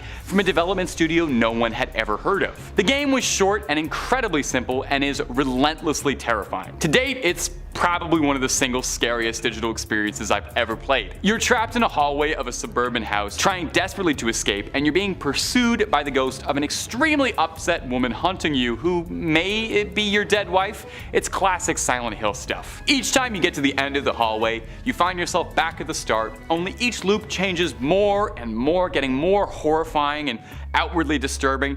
The atmosphere of this game is like a mile thick. They did so much with so little. Now, that same year, after after PT had been announced and won everybody over, and before the release of Metal Gear 5, it came out that Kojima had been let go from Konami, the owners of Silent Hill and Metal Gear. After Kojima's firing, the project was scrapped altogether, and the game was pulled from digital marketplaces and pretty much scrubbed from the internet. So if you didn't get a chance to play PT, the best you can do is look up a YouTube Let's Play of it and hold up a controller and pretend. Now, while we'll never get to play this Kojima Del Toro Reedus collaboration, Death Stranding released in 2019, and it is just chock full of Guillermo Del Toro, Norman Reedus, fetuses, bizarre horror, monster energy, peeing, walking, whales, and lots of walking around hills to beautiful Icelandic indie music. And if any of those things sound appealing to you, you should definitely play it, because Death Stranding was great and everybody slept on it. And this year's Silent Hill is coming back, and while Kojima's not directing, the games we're getting do look amazing, from the remake of Silent Hill 2 to the all-new Silent Hill F. It has never been a better time to be a fan of either of those creators. Starting off at number 5, Kolat. Kolat is a Polish horror game released in 2015, and is the most directly inspired by real events of any of the games on this list, putting you in the shoes of an explorer setting out to uncover the truth and close the case on the Dilatov Pass incident, a mystery that's plagued and terrified people for 60 years. 9 Russian college students disappeared under incredibly mysterious circumstances in the winter while trekking out in the mountains. This is of course based on the real-life Dilatov Pass incident where this exact thing happened. A group of friends went out for a trek in the mountains, and after no word was heard from the group for nearly a month, a search party set out, and after months and months of searching the mountains, eventually police found the remains of the hikers. 6 had passed from hypothermia, and 3 of them had horrific internal injuries. It's a very famous case, and I invite you to read about it after this video, because it is fascinating and terrifying, and no one had gotten to the bottom of it, so it seemed like a good setting for a survival horror mystery game that's also narrated by Sean Bean for some reason. Yeah, Sean Bean narrates this one. I don't know why,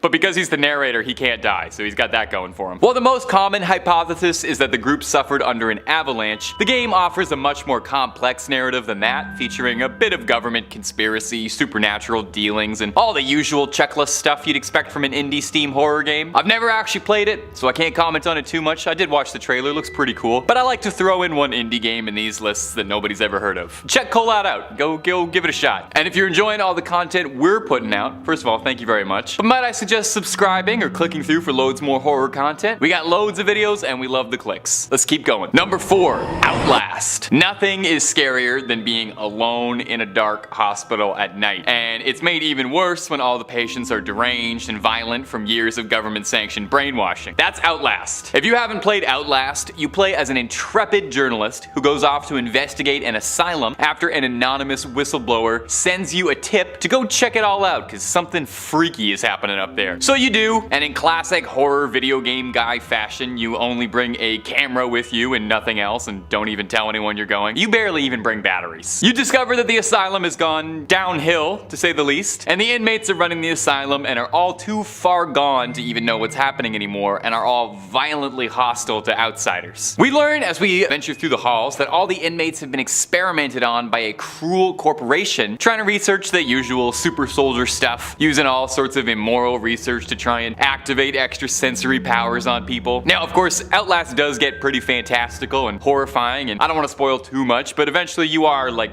running away from ghosts and psychic conscious monsters, which as far as I know doesn't exist. But the horrors of Outlast, the really scary stuff, isn't the bloody patients or monsters, it's the fact that they were experimented on by questionable government scientists for the ridiculous purpose of creating psychic super soldiers, which would sound like a video game plot if it wasn't for the CIA's MK Ultra, Montauk, and Project Gateway programs, which are all very real, very documented instances when the CIA tried to research how possible it was to make someone psychic. Look this up when this video is done, okay? The infamous projects have served as the inspiration for a few things, with Montauk and MK Ultra directly inspiring the Netflix series Stranger Things. Sometimes the strangest things are the things that really happen. But the strangest thing about Outlast, why does your guy never try to fight back, even once? He only has the camera, I get that, but he's not even gonna try picking up a pipe or something. Or he's got feet, he's got hands, I don't know, I'm still bothered about this, we gotta move on. Number 3, Stalker, Shadow of Chernobyl. Well, given the title of the game, I bet if you really think about it, you can probably imagine what true event Stalker is based on. But if you're not a fan of GSC's ultra brutal apocalypse RPG horror series, Stalker, which is an acronym for Scavengers, Trespassers, Adventures, and I honestly can't remember the rest. Anyway, you play a stalker, someone who traverses the hostile irradiated hellscape known as the Zone, the surrounding areas around Chernobyl, which have become host to all sorts of threats from zombies, mutants, bandits, and radiation. It paints a pretty grim scenario. In the world of Stalker, the Chernobyl incident occurred the same way it did in our real world. Mismanagement and improperly constructed equipment led to a disastrous accident that irradiated the surrounding area, causing everyone to evacuate and causing a state of emergency. Where the timelines differ is that in Stalker, after this accident, some secret Soviet scientists go back to Chernobyl to use it as a lab to conduct all sorts of nefarious experiments that eventually lead to a collapse in reality, tearing open some holes, anomalies everywhere, an even bigger disaster, letting loose all manner of monster and mutant onto the surrounding areas. Such is life in the Zone. Obviously, things didn't get this bad in the real world, and as far as I know, there's no bloodsuckers lurking in Pripyat. I've never been, but you know, I've heard. But the real Chernobyl incident was about as horrifyingly close to a full-on apocalyptic incident as we've ever come. Interestingly too, as another little Stalker tidbit, Stalker is very loosely inspired by a piece of classic Russian cinema. Unless you've got a Criterion Channel subscription, maybe you didn't know this, but the 1979 film Stalker, which is set in a hostile, strange environment where the laws of physics no longer apply, is led by scavengers who hunt through the strange land called the Zone. There's not a lot of post-apocalyptic mercenaries fighting zombies, and mostly it's just kind of esoteric musings. It's loosely inspired, but it's still very much worth noting if you're a big fan of grim dystopian European media, and if you like Stalker, you'll probably like the other Stalker. Moving on. Number 2.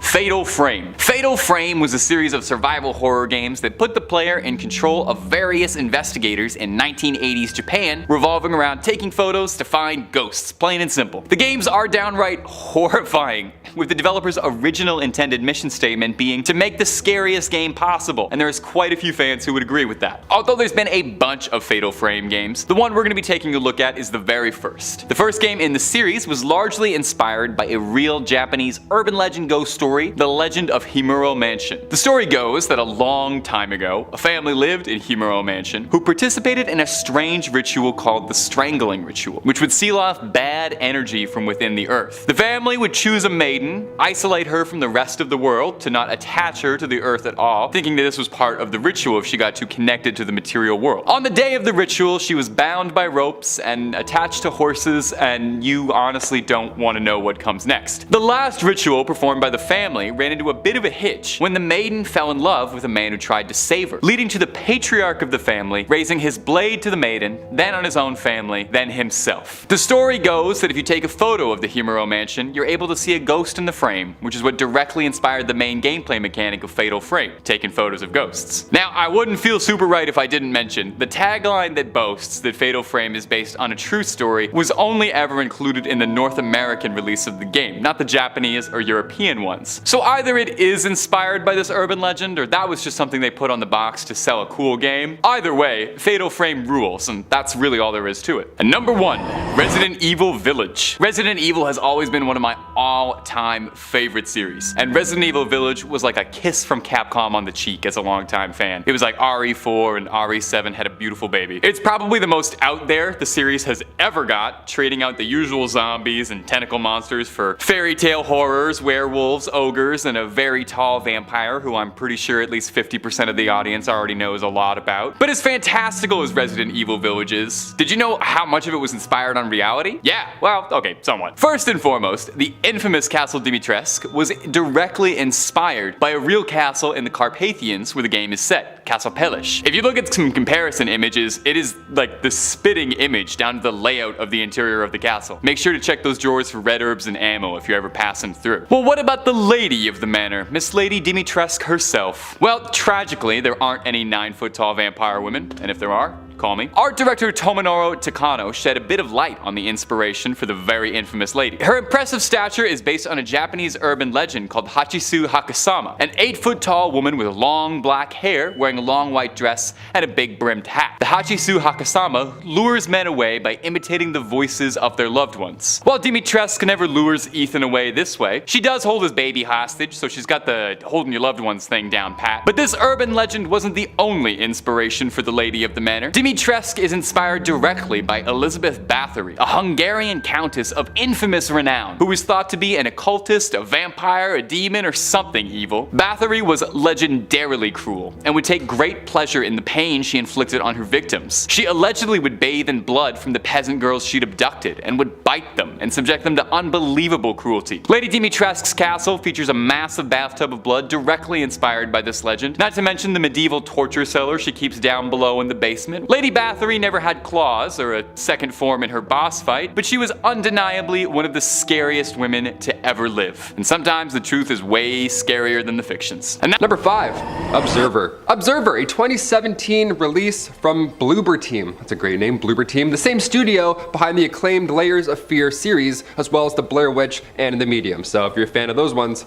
hop on in. Observer is a unique psychological horror game set in a cyberpunk-style dystopia heavily inspired by the classic sci-fi film Blade Runner. Observer wears its inspiration on its sleeve, even going as far as to cast Blade Runner's villain, Rutger Hauer, as the protagonist, Daniel Lakowski, who is an observer, hence the name, there we go. The Observer is a futuristic police officer who can hack into people's brains and scan their memories. This is like a Black Mirror nightmare come to life. After receiving a call from his estranged son, Daniel is sent to investigate a possible killing in a rundown apartment block where he finds a, body. It's headless, it's horrible. It's the worst thing you want to find. It's a horror game, you know what's up. From here, a lockdown is triggered and Daniel must discover what has caused the murder, where his son is, and what is locking the building down, and of course, what is going to be a very long night. It's a ride, you're in for a treat. The game is a first-person perspective with emphasis on exploration, investigation, and stealth over combat. It's kind of like Batman, dare I say, with a heavy atmosphere. Where the game shines is any of its observation sequences, where Daniel gets to hack into other person's, consciousness, seeing twisted virtual dreams that start to blend into the real world, keeping you wondering what's real and what's, an old man's implants just malfunctioning. The classic situation, which is which? The atmosphere of Observer is incredible, with few other games doing what they accomplished here, painting a very hyper-focused picture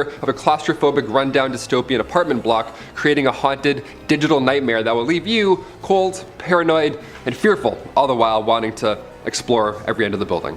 It's a little twisted. Observer is available on current and last generation consoles as well as Steam, and if you're a fan of horror, if you're a fan of cyberpunk, and if you're just a fan of video games, it comes with a hearty recommendation from our boy Taylor Smith. Number 4, Hellblade, Senua's Sacrifice. Coming to us from Ninja Theory, the team behind Heavenly Blade and The Devil May Cry, where Dante didn't look like Dante. Senua's Sacrifice is an intense third-person horror game set in a dark fantasy world inspired by Nordic culture. You play Senua, a young woman trying to make her way into Helheim to confront the goddess Hela and attempt to save her fallen lover. Now, Senua believes herself to be cursed, when in actuality she suffers from psychosis, and the game really makes you feel like you are too.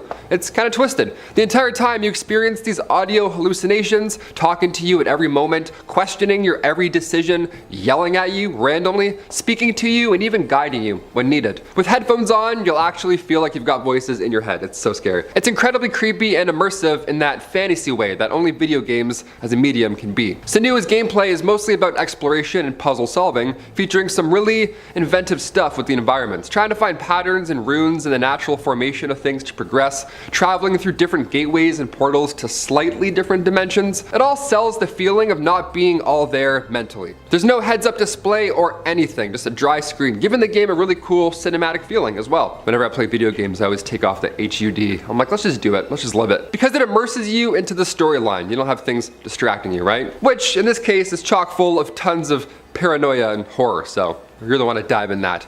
You'll face off against spectral warrior enemies, and while the combat isn't going to take home any gold stars per se, it's frenetic and tense enough to keep you sweating the entire time. The game warns you that should you fail a combat sequence too many times and die too many times in a row, the game will outright delete your save file at that point, and then you'll have to start over from the beginning. That's terrifying. That's the scariest part I've heard so far. With that in mind, in the back of your head the entire time, each combat encounter feels desperately personal, with a feeling of real stakes. Imagine Mario Party? Yeah, spin a 4. If you get a 3, delete. Number 3, Until Dawn. Yes, who doesn't love 80s slasher movies? This is good. They're one of my guiltiest pleasures. I love seeing a series of stock archetype one-note characters get cut down by a cool monster wearing a goalie mask, of course. Don't worry, he's actually quite nice in real life, not that scary. Until Dawn, the 2015 game from Supermassive Studios, offers us a chance at directing our very own cult 80s slasher movie, right? The premise is as simple as you'd want. A group of teenage school friends go up to a cabin in the woods for the ultimate party in a secluded spot in the Albertan mountains.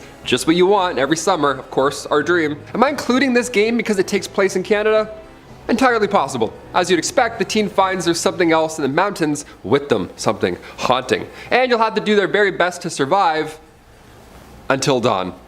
Yeah, you guessed, that's cool. That's the title. Until Dawn puts you in control of all the various characters throughout the night, and you'll have to do everything you can to keep them alive, making split-second choices and decisions that can have consequences that you might not expect. A wrong move can lead your favorite character suffering a grisly fate right in front of you, leaving you guessing and afraid, really putting you in the shoes of these helpless fools.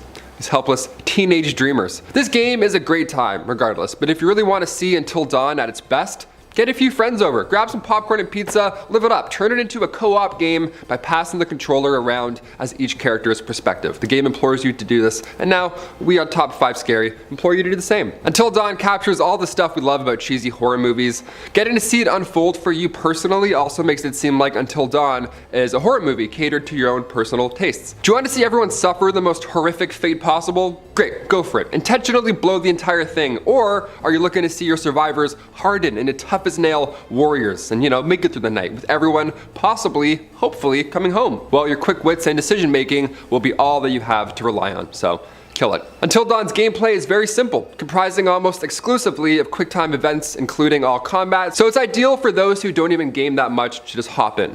Really couldn't recommend this one enough. The studio has also put out The Dark Pictures and The Quarry, which are spiritual successors to Until Dawn, and all worth it in their own right. But the original stands the strongest, in our opinion.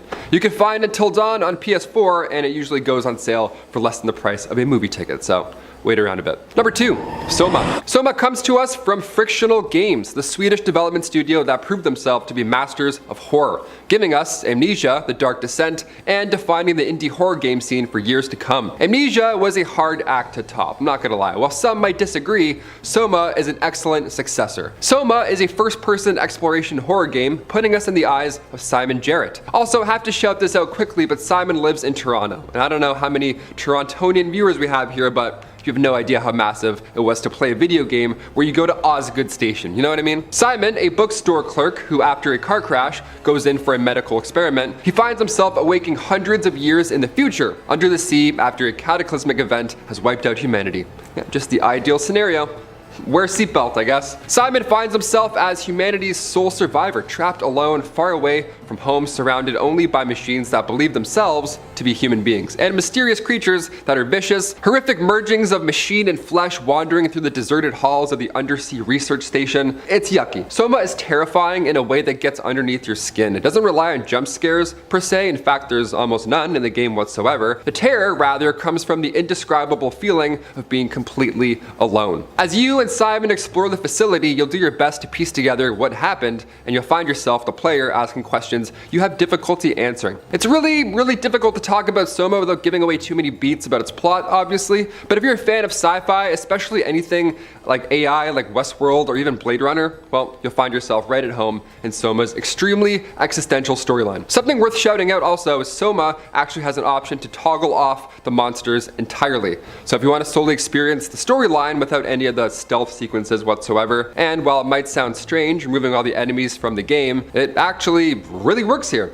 Since so much of the game is actually about feeling empty, it serves the atmosphere quite well in that case, so worth a shot. If you struggle with difficulty in games too, it's a perfect option for those who are just looking to experience the unique storyline, It's also kind of like a horror movie, right? Soma is available on PS4, Xbox One, and Steam. And last but certainly not least, Resident Evil 7 Biohazard. Yeah, this one I've played for a hot minute, one's scary. When it comes to survival horror, we need to pay respects to the old masters, absolutely. Resident Evil has been king of survival horror and goofy cutscenes since 1998, and Resident Evil 7 might genuinely be one of the best of them all. The series' traditional third-person and fixed camera perspectives is amazing, it's always a good time. Moving from the series' traditional third-person and fixed camera perspectives, Resident Evil 7 puts you in the first-person driver's seat. It is terrifying. Protagonist Ethan Winters finds himself trapped in a Louisiana plantation looking for his wife, and he ends up the victim of a sadistic family of seemingly immortal, regenerating hillbilly lunatics. Yeah, that game. You're probably thinking, oh, I've seen that. Yeah, it's terrifying. It looks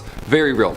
It's quite new, this one. This game is horrifying. While Resident Evil has always drawn inspiration from American horror cinema, namely things like Night of the Living Dead or Evil Dead, Resident Evil 7 draws from grittier sources, with the influences of that of Texas Chainsaw Massacre, or Saw, or Hostel, all being uncomfortably present, right? The things that happen to Ethan in this game are enough to put you in therapy. It is wild.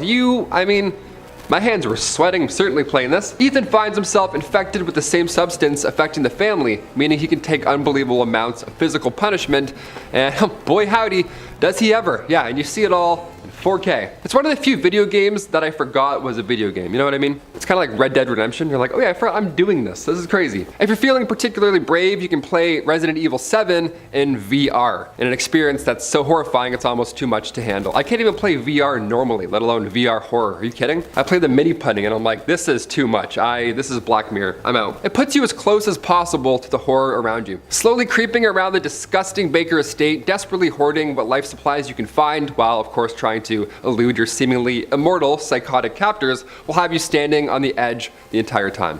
You'll literally be standing up while you play, like you're 8 years old playing GameCube. It truly feels like you're fighting for your life the entire time. As a longtime Resident Evil fan, number 7 surpassed my expectations and brought the series back to its rightful place as king of horror. And if you're a new fan, it's the perfect place to jump in the madness. The follow-up to Ethan's story, Resident Evil Village, is spectacular as well, and I wish we had time to talk about it, but alas, we don't. That's what part 2s are for. They're both excellent, but the horror in 7 is simply unmatched. That's all I'm saying. In my opinion, the absolute scariest game on the market right now, and it might not be topped for a long time.